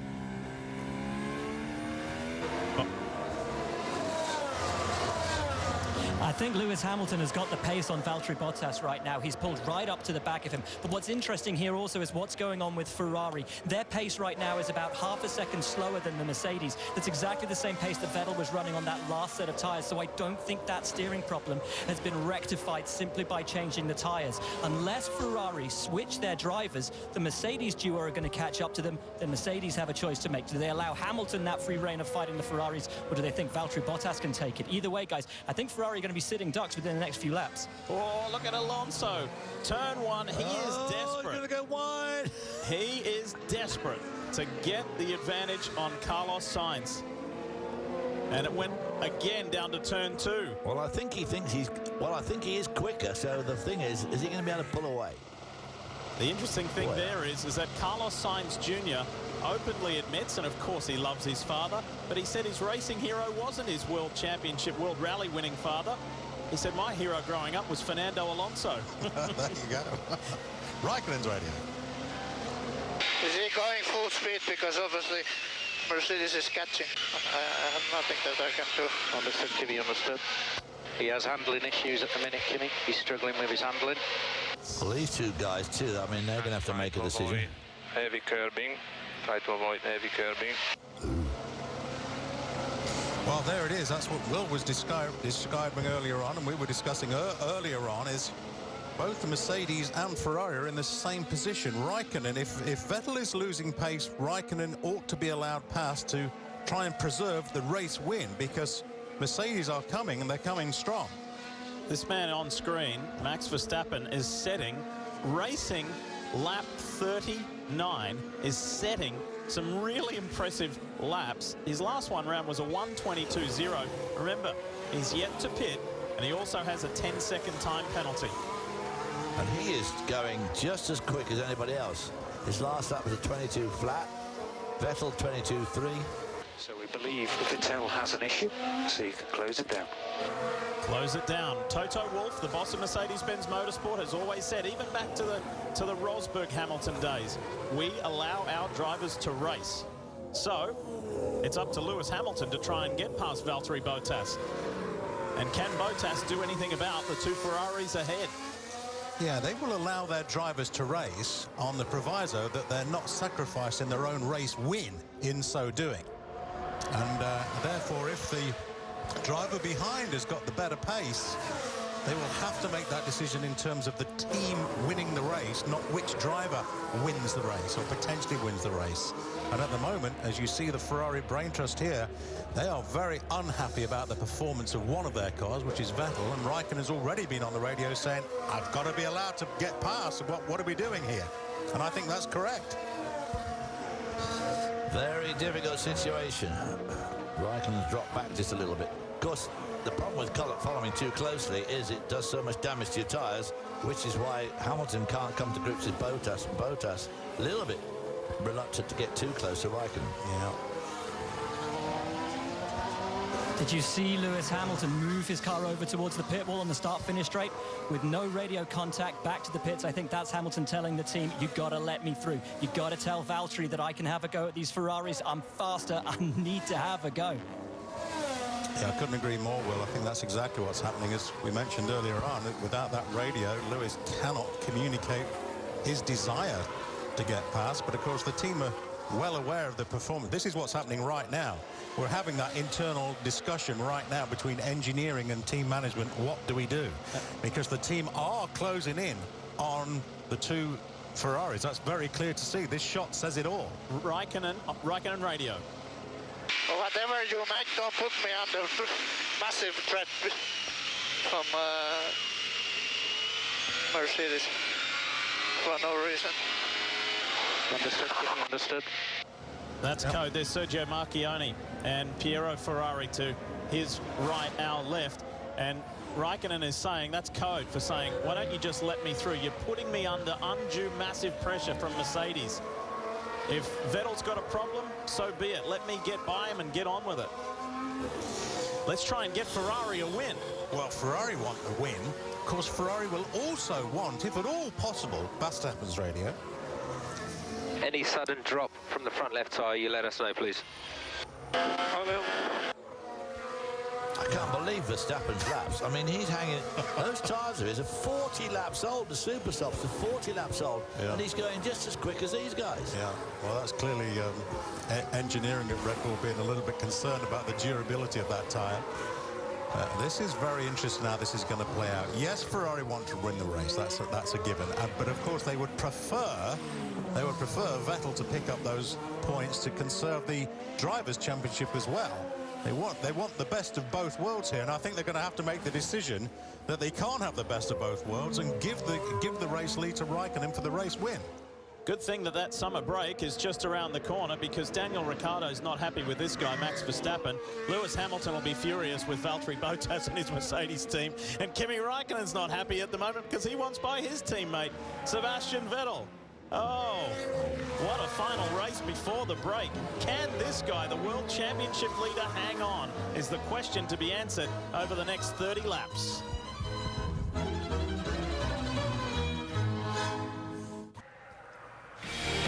The Verizon IndyCar Series continues on the NBC Sports family of channels. CNBC today at 3 o'clock Eastern for the Indy 200 at Mid-Ohio. Congratulations to Team Penske's Will Power, who won the pole position, the Verizon P1 award yesterday. Scott Dixon for Ganassi is the championship leader, and Helio Castro-Neves is still in search of his first championship win. We wish everybody in the Verizon IndyCar Series all the best this afternoon at Mid-Ohio. It's always a fascinating one there. We'll see what shakes out this afternoon, just like what's going to shake out here at the Hungaroring. As we welcome you back, Lee Diffie, David Hobbs, Steve Matchett, Will Buxton, Lewis Hamilton Radio. Radio check. Oh, I've got your back, Lewis. Yeah, I can hear you, mate. Okay, man, look, I got a lot of pace. Not let me use it. I don't know why the Ferraris are slow. I don't know why. Yeah, copy, Lewis. We're looking into it. We are looking into the situation. We're aware. And this radio stuff sucks. My last tyres were perfect. I could have kept going. Yeah, I have to agree with you there, Lewis. Yeah, it's all a bit rubbish at the moment. But yeah, keep your head down. Race is going to come to us. Just keep your tyres in good shape. And yeah, things will start happening soon. If I can't catch them and get past, then I have to let them back past. Or just let me know when I can race Valtteri. Yeah, copy, Lewis. Yeah, we are looking at it. We are managing it. We'll let you know.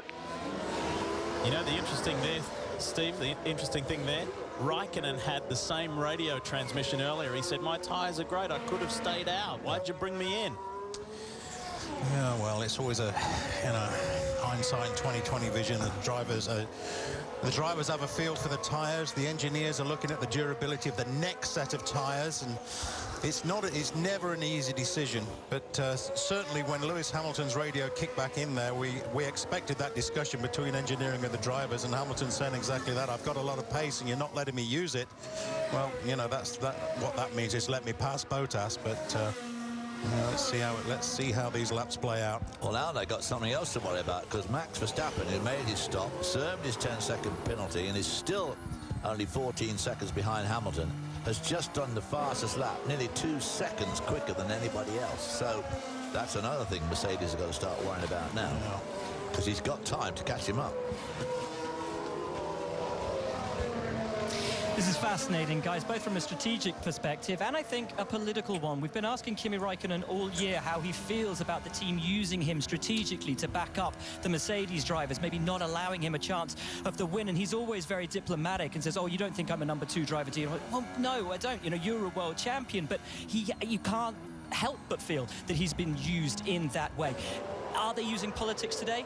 Are they using strategy? Completely honestly, guys, I think... Oh, and Lewis Hamilton's got past Bottas. There we go. The call's gone in for Hamilton, and off he shoots for Kimi Raikkonen. And the reason, guys, I think that they've kept Raikkonen behind Vettel is because if Vettel has an issue, and there's that move, Bottas getting good and out of the way.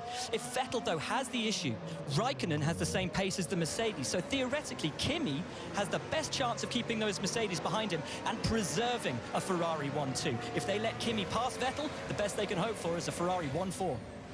That was about as subtle as a sledgehammer there, wasn't it? Just going to say, why did Bottas drive off the track? Okay, Lewis, Valtteri's going to let you pass. Into turn 1, you can go strap mode 3. Ferraris are just up ahead. Well, you know, there it is. Anyway, well, now let's see. Yeah. Here's Niki Lauda's response. Niki didn't have any headsets on there, so maybe Niki's not aware of what was going on there within the team. So to give Lewis Hamilton a shot at Kimi Raikkonen, we'll monitor that gap. Yeah. 2.4 seconds between Raikkonen and Hamilton last time round. We'll also keep a watchful eye on Max Verstappen back in 5th. He's 11 seconds behind Valtteri Bottas. Vettel radio. And avoid curbs, pace is good. That's the second message that engineering have given to Vettel, saying avoiding the curbs. And again, I don't think this is tyre related, David. This is something on the car. Yeah, I think it is. Something to do with the suspension. And of course, as you can see from this corner here, avoiding... Oh, there goes Raikkonen right over the curb. I mean, these are not easy curbs to avoid here. No, they're not. Well, you can avoid them, but you're going to be so slow as a result of doing so that you can't race in that condition. I think Ferrari are going to have to bite the bullet here and let Raikkonen through. Well, Raikkonen's going to have Lewis Hamilton in his lap any second here because Hamilton is just churning up this track. The 5-time Hungarian Grand Prix winner is coming. Here's the conundrum. If Lewis Hamilton gets by Kimi Raikkonen and then attacks Vettel and then Ferrari lose the race win, this is nonsense in terms of political strategy at Maranello. They should absolutely let Raikkonen go. I mean, I understand Will's point saying, you know, Ferrari can use Raikkonen as a blocker because the car's in good condition, but if Mercedes get by Raikkonen, it's over. Yeah. I don't understand it. Big picture-wise, top 2 in the championship, 1 point separating Vettel and Hamilton. We might just see a Vettel-Hamilton scrap to the end of this Hungarian Grand Prix. How good would that be? This is Nico Hülkenberg. I'm guessing things are not going to go well. Oh, look at that right front. God, it's just jammed. Nico Hülkenberg also has the horrendous luck. Ouch. I mean, it worked its way up to 6th from where he got put back on the grid down to 12. Now we're going right back there. Those mirrors on Kimi Raikkonen's Ferrari are growing larger with the silver arrows of Lewis Hamilton lap by lap. We need to sneak away. We'll be back to see this fascinating scrap. Who's going to fill the top 3 on the podium?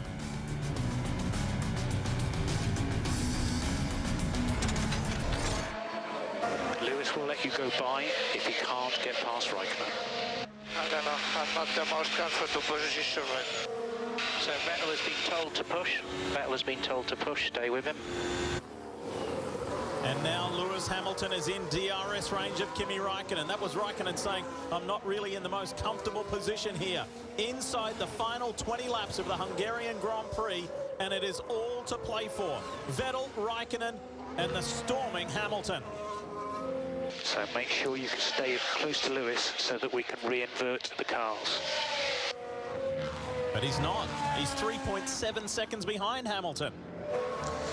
Well, providing they stay in this order and it gets to the final lap, Lewis could lift off the throttle coming down towards the line and allow Bottas by, providing Lewis remembers to do that on the closing lap. Let's just put that out there.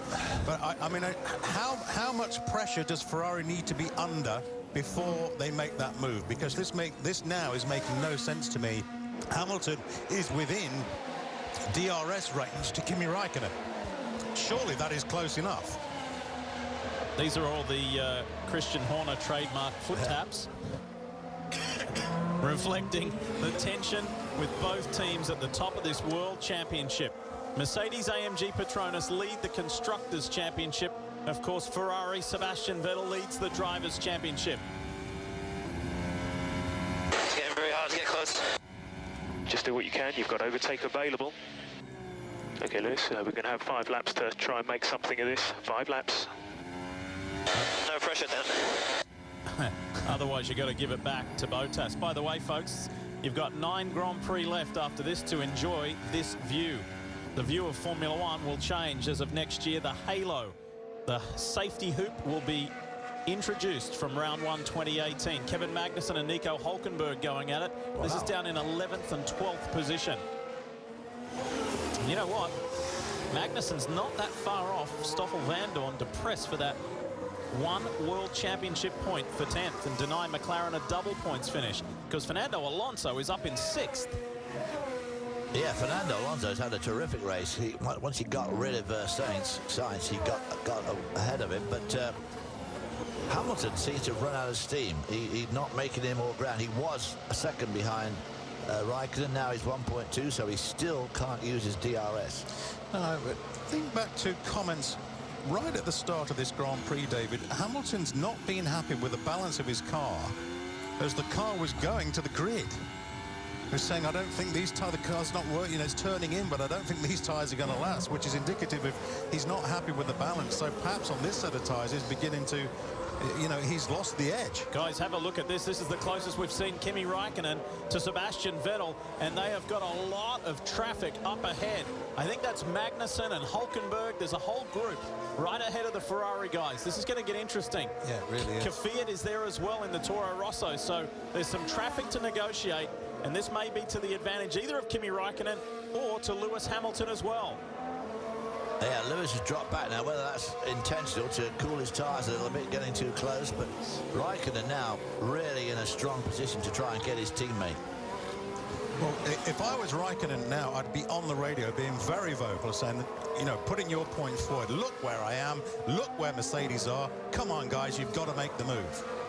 I mean, I get both sides of the argument. Again, I understand that Ferrari would like to protect their lead in the Drivers' Championship and try and finish in this order for the Constructors' Championship. But boy, oh boy, Mercedes are strong and close. One final break before the checkered flag. You won't miss a thing. It is non-stop in this enthralling battle for the win of the Hungarian Grand Prix.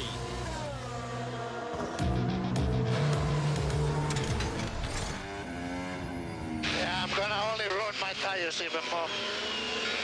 Is this what we're gonna do the whole rest of the race right now?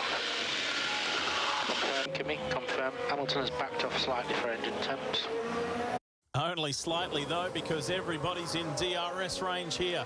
The fight for the win in the Hungarian Grand Prix. We're going to stay here right through to the checkered flag. Ferrari, Mercedes, Mercedes, and then there's a storming Max Verstappen, who's just taking seconds each lap out of Valtteri Bottas, even after serving that 10-second penalty. So can Verstappen spoil Mercedes' party somewhat late in this race? We'll watch that right to the very end. Well, if it finishes like it is, it's going to be great for Ferrari as a team. They'll make maximum points, but Hamilton's looking very racy with Raikkonen, and as you can hear, Raikkonen is not happy with the way things are going, and here's traffic ahead. That's Hülkenberg and Magnussen. That's 12th and 11th up ahead. And the boss of Ferrari, Sergio Marchionne, is here. He said in the lead up to this race, we must just eradicate that negative result that happened in Silverstone, and we must win. Well, the boys are performing in front of the boss, but can it stay this way until the end of lap 70?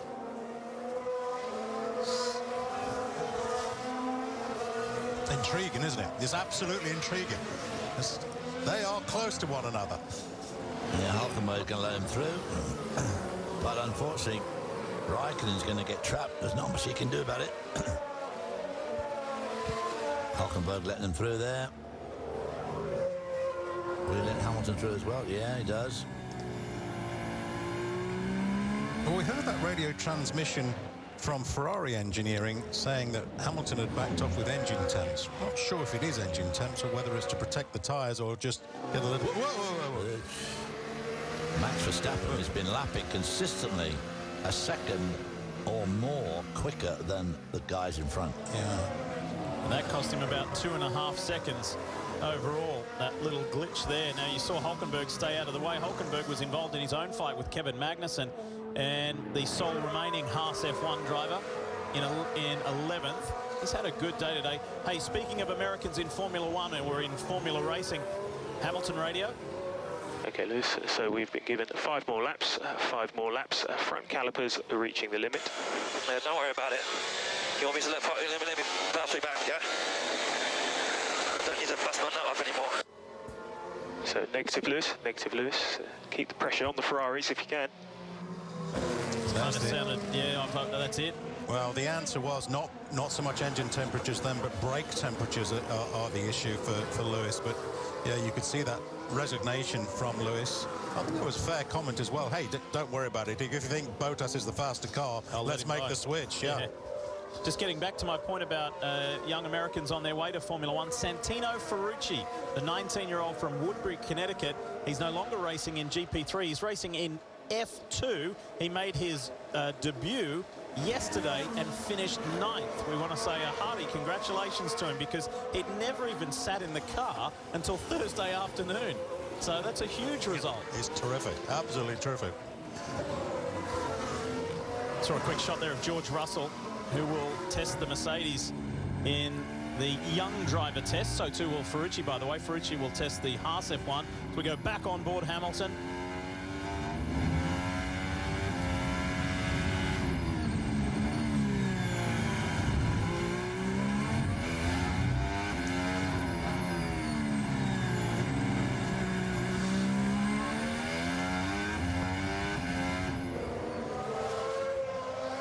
Hey guys, on the topic of young Americans coming through, want to shout out Ryan Tavita as well in the GP3 series this morning. Came second. Great race from him. His first podium in the championship, finishing less than a second behind Jean Alesi's son. So that's a great result from him, and two phenomenally talented and really likeable young Americans coming through the fold. Talk about close. Hamilton is the closest he has been to Kimi Räikkönen. Yeah, Hamilton has just lost the DRS advantage. You need to be within 1 second, but Hamilton, the last couple of laps, has not had that coming into the detection zone. I'm just waiting for a mistake from them. I go above in front. Hey, copy that, Lewis. We hear you. Yeah, and on that last lap, he did have that DRS and made best use of it, Lee, as you described, coming down that front straight, but he's trying to make the charge now on Räikkönen, but I think Hamilton's is in much trouble now as Räikkönen is ahead of him. Those tyres are fast going away. Fastest purple sector, sector 1, fastest of all, is Lewis Hamilton, a result of having that DRS advantage down that front straight. This isn't over yet. Hamilton needs to be within that 1 second at the close of the lap. Yeah, but even with the DRS, he doesn't seem to be able to do anything about it. Look at it. He's lost a lot of time there at turn 5.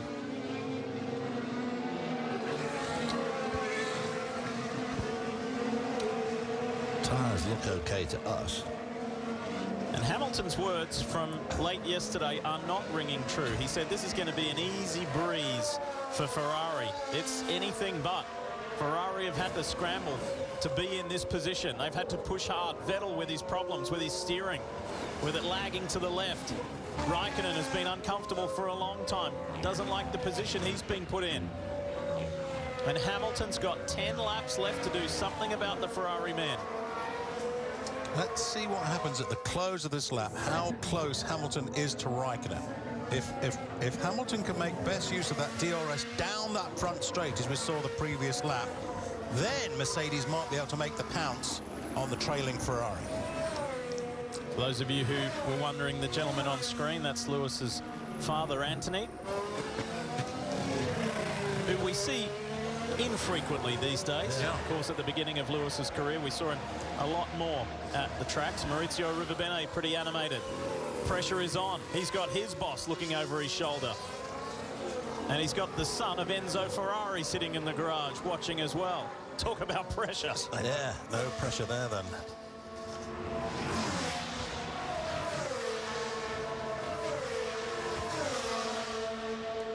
Now, Hamilton not using the DRS for some reason, huh?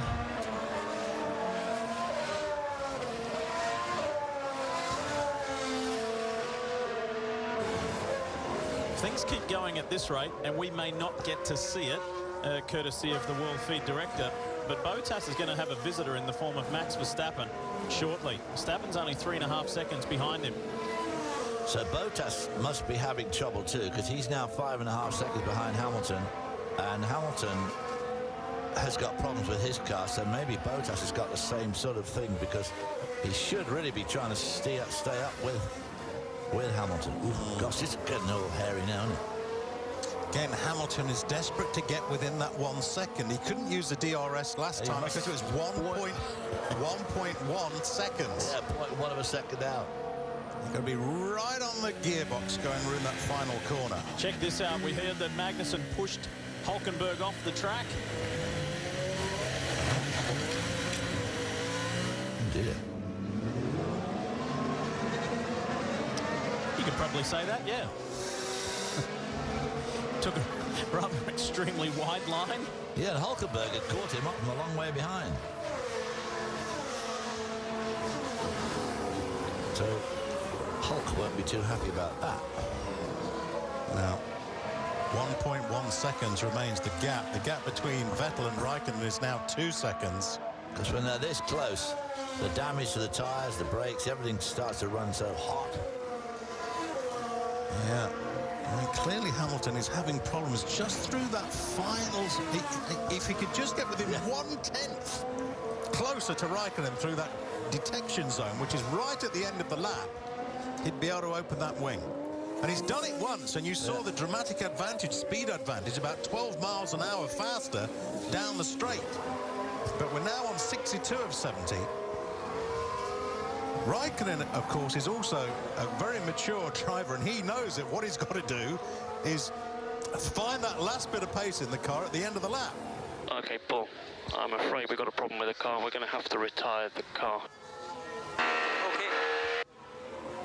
Paul di Resta on his return to Formula One. He got a pretty snippy comment from Kimi Raikkonen earlier in the race on the radio saying he should stick to broadcasting.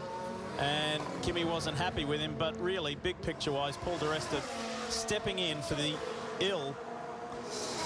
Felipe Massa has done a commendable job. He'd never even sat in this car, other than a seat fitting, until yesterday. Hadn't driven a 2017 spec Formula One car. Been 4 years since he raced Formula One. You think he was just 1.4 seconds behind Pascal Wehrlein, who's won the entire season. I think that's a highly commendable effort from Paul di Resta. Really great job. Led to Toto Wolff yesterday saying that he's announced himself back into contention for the 2018 driver market. Meanwhile, though, guys, back out on track, I'm noticing Lewis Hamilton's lines have changed somewhat. Oh, and there's a guy definitely in contention for a 2018 market. Charles Leclerc, absolutely phenomenal driver in Formula 2, leading that championship. Back to the front, though. Lewis Hamilton's lines have changed. He's taking much wider lines through the corners, and I think that's twofold. One, gets him out of the way of Kimi Raikkonen. Two, just lightens the stress that he's putting on those tyres to have a jump in these last few laps. Kimi clears the Force India. By the way, both Force Indias in the points. Another double point scoring effort from the Silverstone-based team.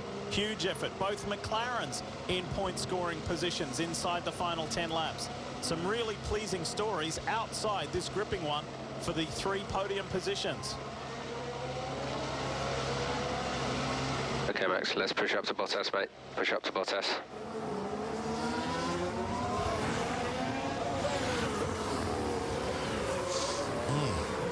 The conundrum for Mercedes here, that should Red Bull manage to make that move on Bottas and get ahead of Bottas, there is no way that Lewis Hamilton is going to drop back to yield that position to Bottas. That ain't going to happen. You're going to take points away from the team.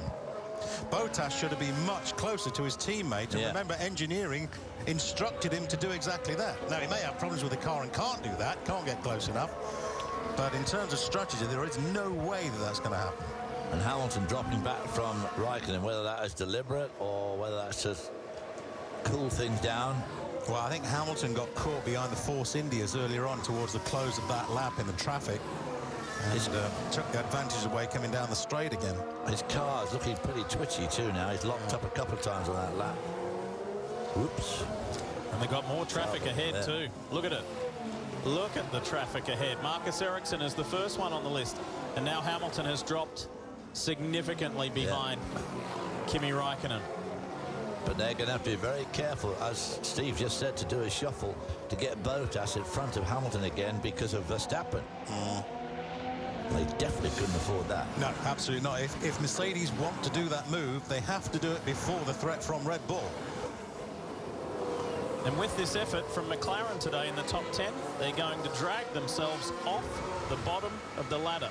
They'll leapfrog Sauber. There's Paul di Resta, the 31-year-old Scottish driver, DTM champion in 2010, former Sahara Force India driver, and he said, look, all I want to do is repay the faith in Sir Frank Williams and Claire Williams for the faith they've shown in me.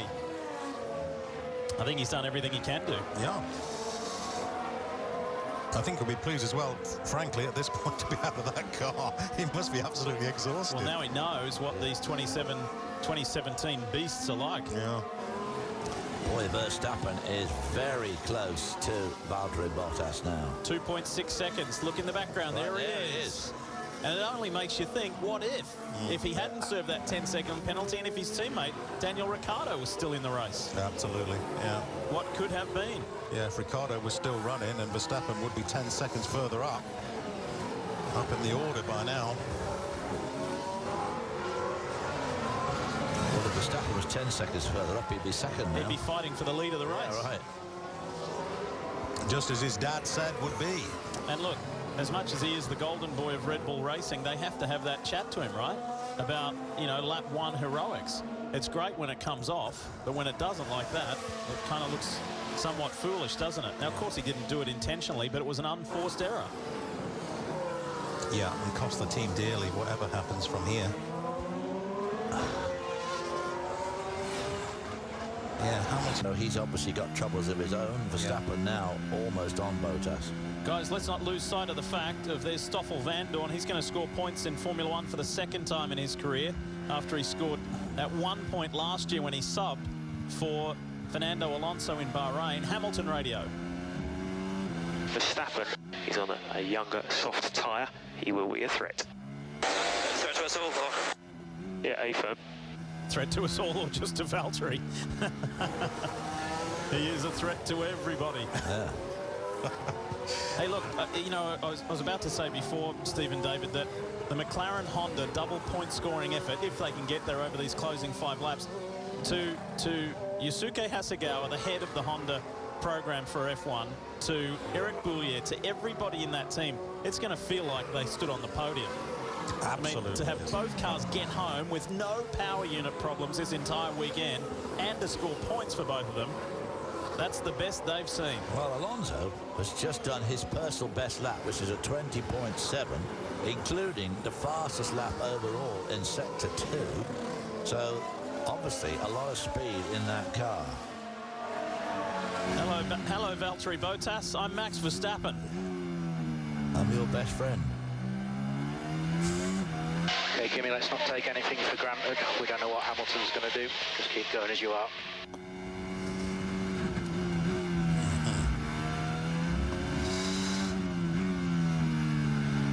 Kimi's biting his lip a little bit there. I'm sure he's longing to get back on the radio to his engineer. What do you think I'm doing?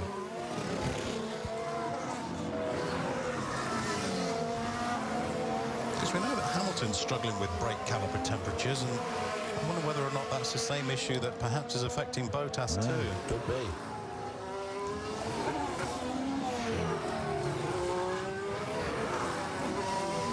Bottas is pretty canny. I mean, he ain't going to let Verstappen through easy with just 4 laps to go.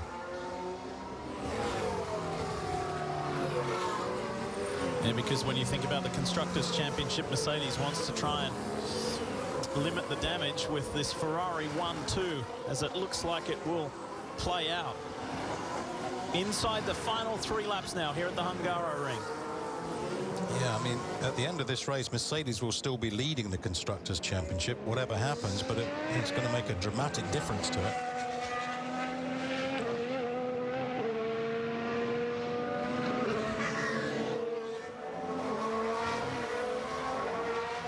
Vettel's last lap was a 20.9. Can't be that bad. No, so, you know, whatever was affecting the car doesn't seem to be affecting the car now, does it? No. But if it was some sort of electronic glitch with the power steering, perhaps pushing more pressure to one side of the steering rack than the other, maybe it's simply gone away. Vettel told Will yesterday that they haven't been anywhere. It's not like they're coming back, Ferrari.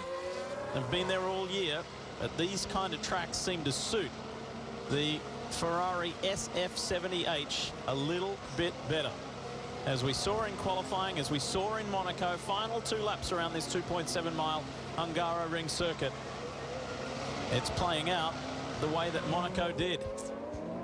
I'll tell you what, Lee, for me, if they finish in this order, I'm going to say well done and commendable result to Maranello, because if I was on that pit wall, I would have made that decision to jump the drivers about 20 laps ago. Right. But they've held their nerve right through this race. They haven't. And Mercedes have been very strong, coming on, but in these closing laps, they've fallen away. If they manage to pull this off, very well done, Maranello. And you just saw the boss.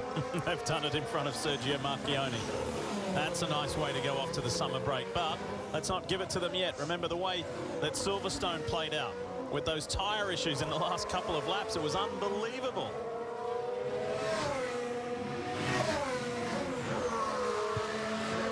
I'm very interested to know what that problem is on the Ferrari, if we ever get the full story from Maranello, what was causing the issue. Speaking of an issue, Nico Hülkenberg is out inside the final 2 laps.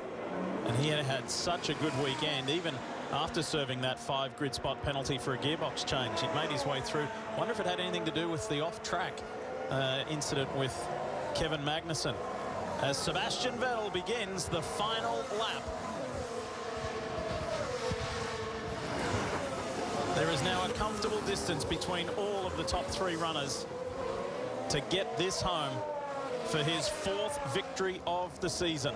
And I tell you what, Lee, both Vettel and Raikkonen have just set their personal best laps of the race. 120.8 Vettel, 120.9 for Raikkonen. There you go. So Kevin Magnussen gets a 5-second penalty for forcing Nico Hülkenberg. There's Jock Clear, technical chief at the team, gets congratulated by Maurizio Rivabene, the team principal, on a job well done. So Magnussen has to add 5 seconds to his time. He's out of the points anyway. And that's 2 time penalties we've seen at that turn 2. When you think about the 4 successive years that Sebastian Vettel was crowned world champion for Red Bull Racing, this was one of the tracks that eluded him. He did not get a victory here. He had to wait until he was in red, in Ferrari colours, 2 years ago, for him to stand on top of the podium here at the Hungaroring. Well, what a way to go to the break. Hamilton has 4 wins on the season. Vettel is about to get his 4th win on the season. And from 1-2 on the grid, it's 1-2 in the race. Scuderia Ferrari and Sebastian Vettel win the Hungarian Grand Prix and head off to the summer break in the best possible fashion. And Lewis Hamilton will let Valtteri Bottas through right at the end to grab that 4th position. Hamilton will come home.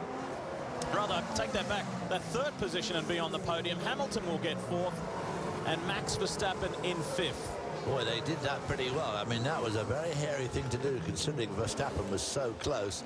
And on the last lap, Alonso did the fastest lap of the race.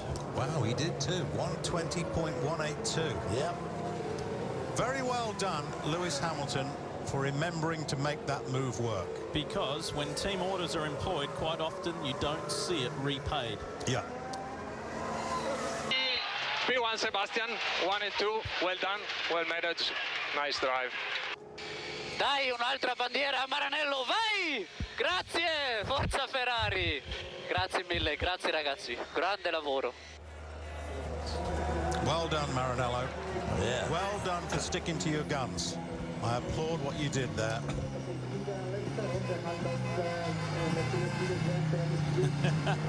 Fernando Alonso comes over. He will be thrilled. Best points haul of the year.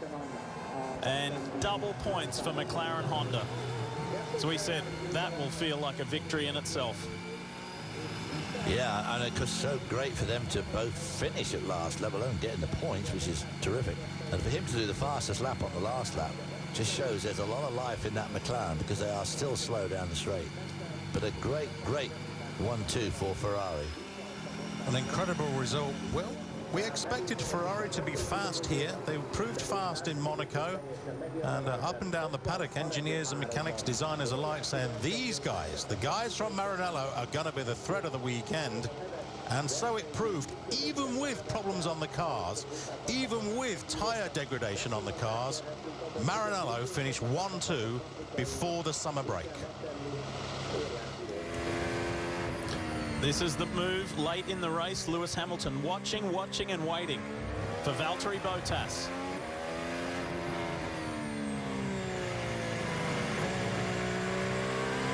But as David said, this was a pretty hairy move, and the reason why it was pretty risky was Max Verstappen was all over the back of Bottas. Watch this. Now Lewis gasses it up to block Verstappen, and they just come across the line, and that is good teamwork, good sportsmanship. And it speaks to the relationship within the Mercedes team between Hamilton and Bottas. Very, very much so. Think Lewis would have ever done that for Rosberg? I'm not quite so sure. Great win for Ferrari.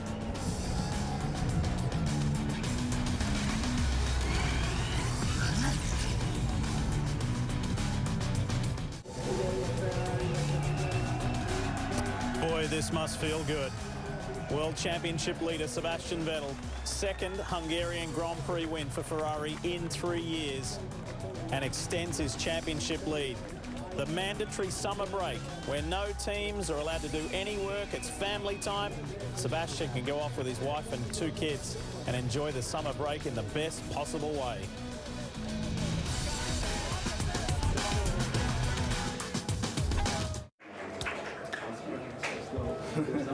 Into the cool-down room. Thank you.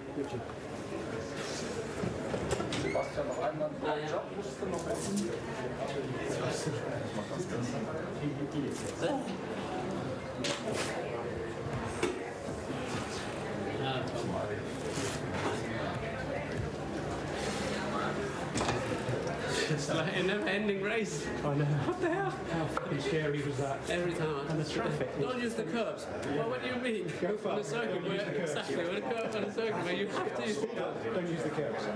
Oh, and the traffic was horrendous. Straight when the car dropped on the grid. Really? I don't know what. Then And it got gradually getting worse. I know. Yeah, we could see it. I think the non-curving helped, so I stayed away. Yeah, it was getting worse when you curved.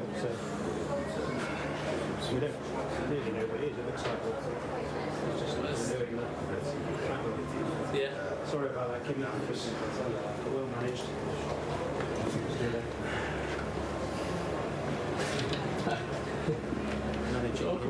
Going left, you have to. We said to Ricky, so, you know, how much Did you see of a problem? Oh, yeah, we said, how much of a problem is it, Ricky, you think? And he said, well, it's all right on the right-handers, but on the left-handers. Yeah, right-handers were okay. Yeah. Not that many. Yeah. And of course we are eavesdropping there, and we apologise about some colourful language. But it is post-race and emotions are high. Wonder how Bottas feels about that podium, but nonetheless it was a very sportsmanlike act by Lewis Hamilton to do as he said he would do and give that position back to his teammate. Boy, Ferrari must be buzzing. Maranello will be buzzing. Another tremendous race win. Another race win. Yellow flag with a black stallion on it will be mounted on the race office at Scuderia Ferrari. But they did. They stuck to their guns and they made that work under tremendous pressure from these guys, Mercedes, at one point during that race. And Kimi Raikkonen really felt that he should be given the lead. Here we see him coming up. 4.5 years since he last had a win. He wanted that one very, very badly. But as you said, you know, in the end, Ferrari stuck to their guns and proved to be right. They proved to be right. They are 1-2, so maximum points for the team. The German and Italian national anthems.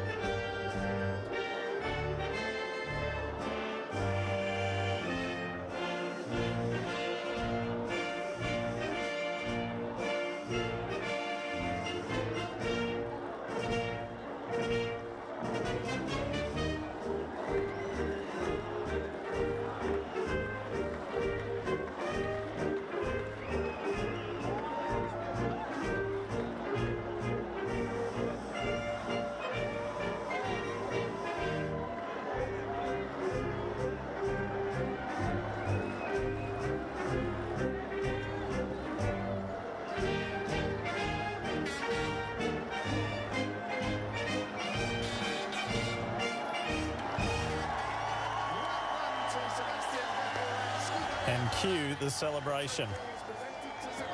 That renowned Ferrari passion. We're going to see a whole lot more of it here over the next few minutes. I should point out here, I had a question not long ago off Twitter. Why don't they play the national... They thought they should have played the national anthem of Bottas when he came second. And, of course, the second national anthem is obviously for the constructor. First national anthem for the driver, and the second is for the constructor. Jock Clear, former Mercedes man, now the chief performance engineer for Maranello, accepts the race-winning trophy. And Kimi Räikkönen accepts the driver's trophy for third position. A 1-2 for Maranello. The church bells will be ringing in Maranello. Yeah, great way to go into that long summer break, isn't it? Oh, boy. Both for Vettel and for Ferrari. Formula One announced a new sponsorship deal with Carbon Champagne. And now they get a chance to spray it. And you remember 2 years ago when Fernando Alonso was trackside and sunbathing? That is very cool. He's begun his holidays already. Parc Fermé. It was his birthday yesterday. It's been a good weekend for Fernando Alonso. That sixth will feel like a podium. Fastest lap of the race, by the way. I can't believe that. Fastest lap on the last lap. It's good. Hey, McLaren Honda needs everything and anything they can get. Well, I'll say. And they'll take that double points finish. Really good work. Almost time for the podium interviews. Conducting them, broadcaster and former F1 race winner, long-time F1 driver, David Coulthard, DC, will do the interviews. He has a tremendous relationship with all of the drivers. They respect what he did in the sport. It'll be very interesting to see what the World Championship leader and race winner, Sebastian Vettel, has to say. Good afternoon, Hungary. Race fans here in Budapest, thank you for your support this weekend. It's been a sellout crowd again here for Formula One. So we'll just get our podium winners down here at the front. Sebastian, 46th victory in Formula One, very measured. Looked like you had some issues there with the steering. We heard lots of radio transmissions saying keep off the curbs. First of all, congratulations on your win, and tell us about what you had to manage there. Well, yes, I'm over the moon. I mean, it was a really difficult race. Maybe it didn't look like, but I had my hands full from 3-4 laps after the safety car. There was something wrong. I don't know why the steering started to go sideways. And it seemed to get worse. Then I stayed off the curb, tried to save the car. It wasn't easy. Didn't do a favor to Kimi, who obviously could go faster. I didn't have the pace, but then towards the end it sort of did come back a bit. I had a couple of laps where I had a bit of a cushion, could breathe a bit, but yeah, I really had to stay focused the whole race. I was hoping for a couple of laps to breathe, but they didn't come. So really, really tough, but yeah, great result, great day. Thank you to the support. There was a guy out of the chicane every single lap. He was thumbs up, and keeping us going. So it was really great. So you got one eye on the fans, one eye on the racetrack. Yeah, and one eye on the steering because it wasn't straight. But can you explain that? Can you explain what can possibly give you that? Well, twisted I don't steering? know. We'll have a look. But to be honest, it doesn't matter now. We won the race. So, but yeah, it's a weird feeling because basically, it was tilted to the left. So you go down the straights, and the steering isn't straight. And then in right-handers, it's sort of okay. But in left-handers, you have to, you have to get used to it. So after a couple laps, it's okay. But if it keeps changing all the time, it's difficult because you have to go further than you want and then you think in your head. So not ideal, but as I said, it doesn't matter. So big thank you to the team. Great race. Okay, Sebastian, thank you and congratulations. Just come round to Kimi Räikkönen.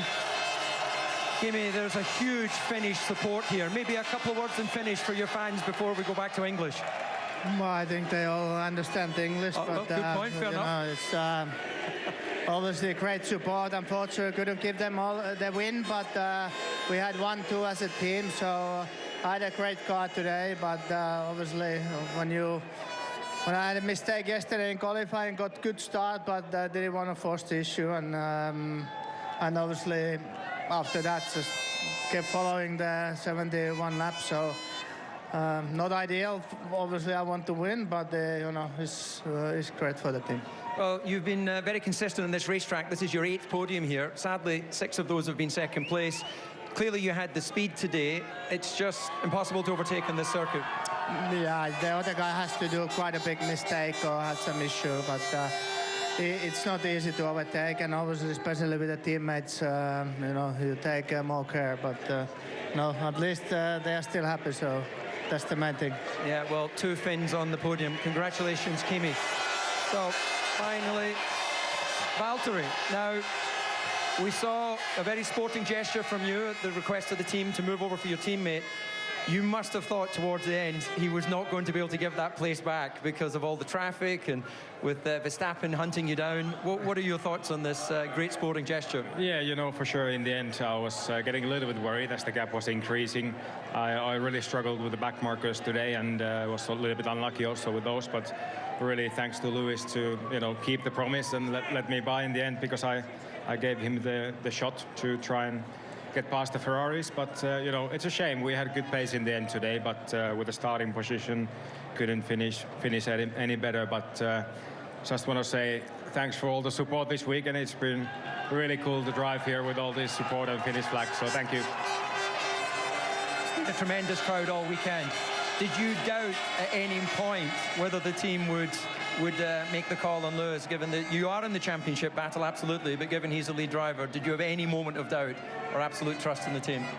Well, for sure, you know, when the gap was big, I knew it could be a problem, but in the end, just want to thank the team for that.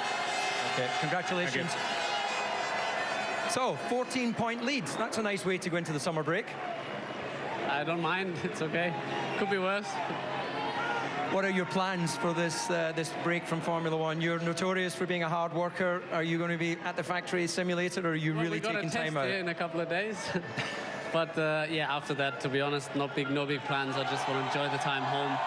We spend so much time on the road traveling, and I know you've got a family as well. You know how it is, so it's nice to just have a couple of days home and rest and enjoy that. Okay, well, very, very congratulations again on that great result. Ladies and gentlemen, that's all from the Hungarian Grand Prix. We're going to take a summer break. You enjoy your summer holidays in Formula One. We'll see you again in 4 weeks in Belgium. Certainly the best way to go off to that summer break. We are not on the summer break just yet, though. When we come back, some F1 Extra presented by Jaguar. We'll take a look at the point swings.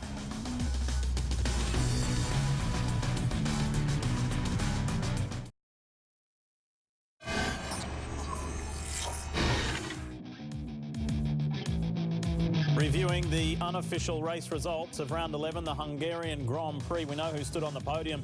Lewis Hamilton gave up 3 championship points to give that position back to his teammate Valtteri Bottas. And if you have a look at the difference in time, 13 seconds back from the win was Max Verstappen. Give him 10 seconds back for that penalty.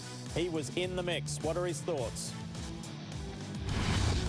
Not the day that it should have been, and all was on that first lap. Talk us through that moment with Daniel from your perspective. So yeah, I think I was put in that position after turn 1 where I got pushed on the AstroTurf.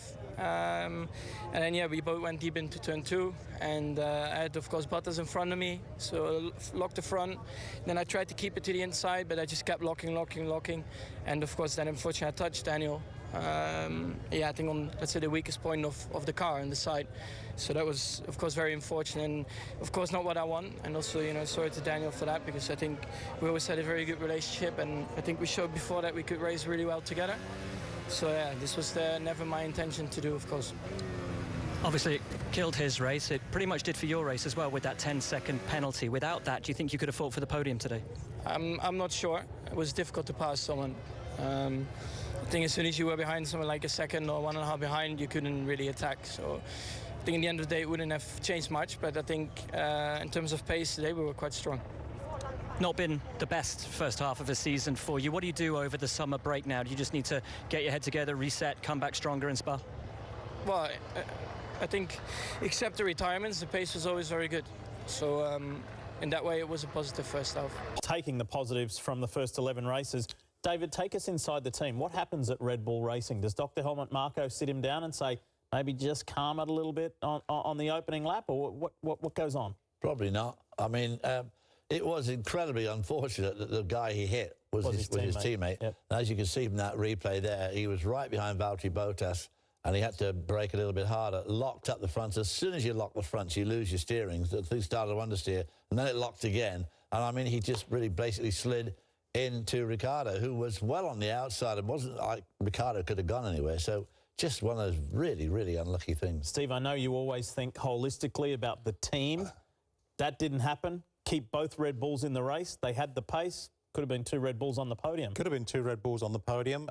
Could well have been a Red Bull standing on top of the top step of the podium, quite frankly. Again, if you take away that 10-second time penalty applied to Verstappen because of that incident, whether you agree with that or not, it doesn't really matter because it has been applied. But if you take away that disadvantage to Verstappen, he could well have been fighting for the race lead, considering that Sebastian Vettel had that steering trouble. And I think when Daniel Ricciardo takes a breath and maybe has his vacation, I think, as Verstappen said, they do have a good relationship. Yeah. But relationships can easily be frayed in Formula One. But I think they might still be able to get on. But Ricciardo was not happy. No, he was not happy. And you can understand it, too. I mean, to him, in the heat of the battle, I mean, there's a lot going on those first 2 corners. It looks like he just ran into him. And which is, as Steve has pointed out so many times, is absolutely forbidden between teammates, but it does happen from time to time. All right, we've got to hear from a lot more drivers in F1 Extra when we come back. We're going to hear from the man who really enjoys the sunshine in Hungary.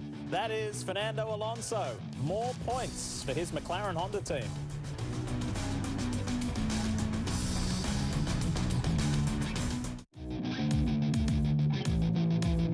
You're watching F1 Extra, brought to you by Jaguar, the art of performance. Did you ever think you'd see that? Sebastian Vettel spraying the champagne and Fernando Alonso sunbathing? Oh, boy. The things you see, huh? Well, let's have a look at this and how things have opened up, David. From 1 point to 14, and as we mentioned earlier, before the break, Hamilton gave up 3 additional points by giving that position back to Bottas. Which I find an incredible sporting gift, really, and a terrible penalty for himself to give up 3 points. What if he loses the championship by 3 points? Right. I mean, but there you see the rest of them. Some of them pretty close as you get down around about 6, 7, 8, 9. They're all very close together in points. How about constructors, Steve? It's tightened a little at the top. Yeah, it is. Now down to, it was 55 points, now down to 39 points. So Ferrari managed to take 16 points out of that Mercedes lead. Mercedes were always going to lead going into the break because of the point spread. The bigger news, perhaps, for McLaren, look at that. They now have 11 points on the board. They are over Sauber. Sauber down in 10th with 5. So well done to everybody at McLaren Honda for that result. First time this year, McLaren is not last in the constructors' points. And the big contributor, Fernando Alonso. Fernando, the history books will record at the 2017 Hungarian Grand Prix, Fernando Alonso in a McLaren Honda had the fastest lap of the race. I know this was supposed to be a good weekend for you guys, but were you expecting that? No, probably no. I think to be 7th, 8th, even 6th with Ricciardo retirement, it was more or less the target for this weekend to score some good points because the circuit layout was good for our package. But I think the fastest lap was a little bit unexpected. So let's we take it. Let's enjoy these little moments and hopefully we come back after the summer break a little bit stronger. And what a great way to go into this summer break. No engine issues across both cars for the weekend. Strong double points finish for the team. Is this the start of where it turns good for you guys? I think it's track characteristics. I think there are 3 or 4 races in the calendar that we know that we will be competitive. One was Monaco. This is second one, probably Singapore. So on those weekends, it's important to maximize and to take the maximum points available. And in Monaco, we missed probably that opportunity. Here, we took it. So hopefully in the next one, we maximize the weekend again. Fernando Alonso's words there, Steve, will take the little bits when we can. And yes, of course, getting Constructors' World Championship points means money to the McLaren Honda team. But I think, as we mentioned in the race broadcast, for everybody involved in that program, A, getting 2 cars home, and B, getting 2 cars home in the points, that is like a victory. I mean, that's monstrous for them. Yes, and for 2 reasons. One, it proves the reliability of their engine performance. It can be there. It can be there. And 2, it proves the performance of the McLaren car. So when you combine those 2, the car works well when the engine works well, and when the engine gets to the end of the race, the guys are capable of scoring points. It's a plus-plus. They'll go into this they'll go into this August break with positive thoughts and thinking of Singapore when they might be able to do it again. Hobbo? Well, yeah, I mean, obviously, I don't suppose they're looking forward to the next two races, particularly, which Spa and Monza, as they were the slowest on the straights here yet again. And obviously, with this 3-week gap, you can't do much to the engine in the meantime. It must give Honda a bit of, a bit of a fillip that they actually did finish and both in the points. Yeah. And, of course, that fastest lap on the last lap was extraordinary. And the thing we can look forward to in the second half of this Formula One World Championship in 2017, where will that guy we just heard from go? Will he stay at McLaren? Will he go back to Renault? It's a big question yet to be answered. When we come back, we'll hear from a guy who didn't have a very happy ending in this race, Nico Hülkenberg.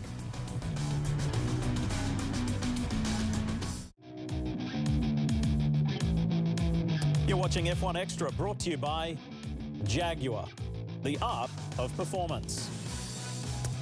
And Fernando Alonso getting an early jump on the summer vacation beneath the podium here at the Hungaroring. Hey, we know that there was a pretty big incident on lap 1 here at turn 2. Well, inside the final 10 laps, Kevin Magnussen drove Nico Hülkenberg wide and onto the grass and got a 5-second time penalty for his efforts. Hülkenberg not pleased. Let's hear from him.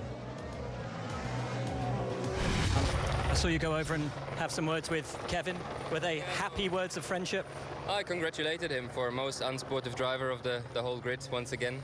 He is just, when it comes to racing, he's just nasty, and hard defending is fine, but what he does is just, ruthless and sending people, into the wall, and what he did there, just, opening up the steering, making me run wide. It's just, being an ass, basically. Were really nice words. He said his return was, so it's quite interesting with him, yeah. Okay, are you going to go to Charlie about this, bring it up in driver's briefing? Yeah, definitely I'll go in and speak to Charlie. I mean, he got a bit of a penalty here, plus 5 seconds, but, obviously, and I think in his mind, obviously, that doesn't do very much. He won't care about it too much, so I'll definitely have a conversation with Charlie about it, but, it happened now. We move on. Thanks. Ooh, 4 different continents and 11 different countries visited. The summer break couldn't come soon enough for some.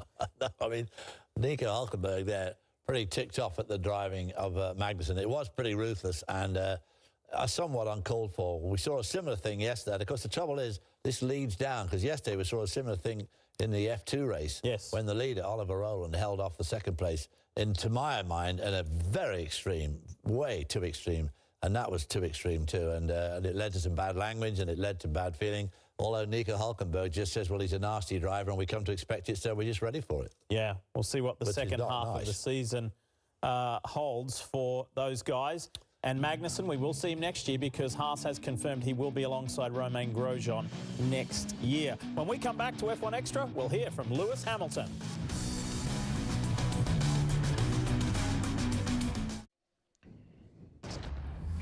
The month of July for IndyCar began on the short oval at Iowa Speedway, and Helio Castroneves outdueled his teammate Will Power to win for the first time in over 3 years. Climbed the fence and put himself in position to do something he's not done, the only thing he's not done in IndyCar, win a championship. Then 2 weeks ago at Toronto, he jumped from 3rd to 1st in the first corner, getting past his teammate Simon Pagenaud. Meanwhile, Will Power, just a little bit further back, made contact with Scott Dixon on the opening lap. Power would finish last. Dixon would survive to finish 10th and score some points, but still took a bit of a hit. An untimely caution for the others helped Joseph Newgarden. He was in the pits when the yellow came out. He got his 2nd win of the year, and he remains a championship contender. Now to the road course at Mid-Ohio, where Scott Dixon has dominated. A 5-time winner, but it will be Will Power that will start from the pole. Later this afternoon, 3 o'clock, coverage begins for IndyCar from Mid-Ohio on CNBC.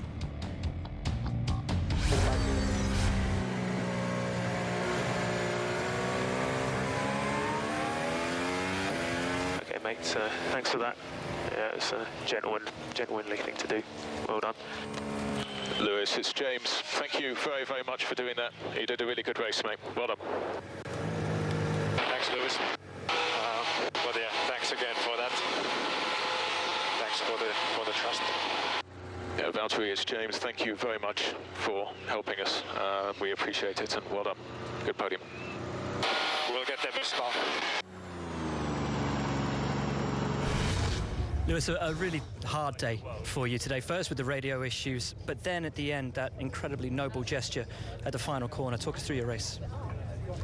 It's a difficult race, got a poor start, and then I did everything I could to catch up, and then I had really good pace, saved my tyres enough, and then I had really good pace behind was it Verstappen? But then I didn't have radio, so I couldn't communicate and tell them that my tyres are still good, let me continue. So I had to pit, I think, way too early, I think, personally. I think if I'd stayed out another 5-10 laps, I could have probably had the chance to attack and overtaken the Ferraris, maybe. But then I got stuck behind Valtteri, and I lost a lot of time behind him trying to get by. And I couldn't tell the team that I had so much pace, but they could see it, and they didn't act initially. And then finally I got the radio up. But anyways, he let me by. I tried, couldn't overtake, which is a very difficult overtaking circuit. And then just tried to do the right thing at the end. So it was a noble gesture. It's cost you 3 points in a really tight championship fight, though. Stirling Moss, great British hero, had one shot at the World Championship and he refused to allow Mike Hawthorne to take a penalty, and that cost Stirling his only World Championship. But there are times in this sport where doing the right thing, being a good sportsman, a gentleman, are more important than the bigger picture of that World Championship. Yeah, well, we'll see if that's really the case when the end of my time in Forma 1 comes. If hopefully the way I drove today and how I behave at the end, hopefully that shows I'm a team player, I'm a man of my word, and I won't give up. I hope we don't lose the championship for anything less or more than 3 points. And it gets us off to the summer break with the top two in the World Championship. Yes, there's a 14-point disparity, but wins are level at 4 each. Steve, for everything that you've seen in Formula One, I mean, it wasn't that long ago that we saw the two Force India guys going at it where team orders came into play and Sergio Perez refused to comply. Why did Lewis Hamilton need to do that? He's Lewis Hamilton. Right. What does that mean to you? It deserves some explanation. When those team orders are put into play, Lewis Hamilton is allowed by his teammate to take the fight to Kimi Raikkonen. If he could have overtaken Kimi Raikkonen, he would have maintained position. If you cannot maintain position, if you can't take the fight, then you're obliged to the team orders to change back position to give it back. You try, it didn't work, you give it up. That's what they all complied to it. A really interesting day. Enjoy your summer break. Thank you. Enjoy your summer break. I am looking forward to my summer break, but you, on the other hand, are going to go off and do 2 NASCAR Monster Cup races in the next 2 weeks. Your first good luck, I know. You do a good job. Oh, you do a better job than you do in Formula 1. I'll get you.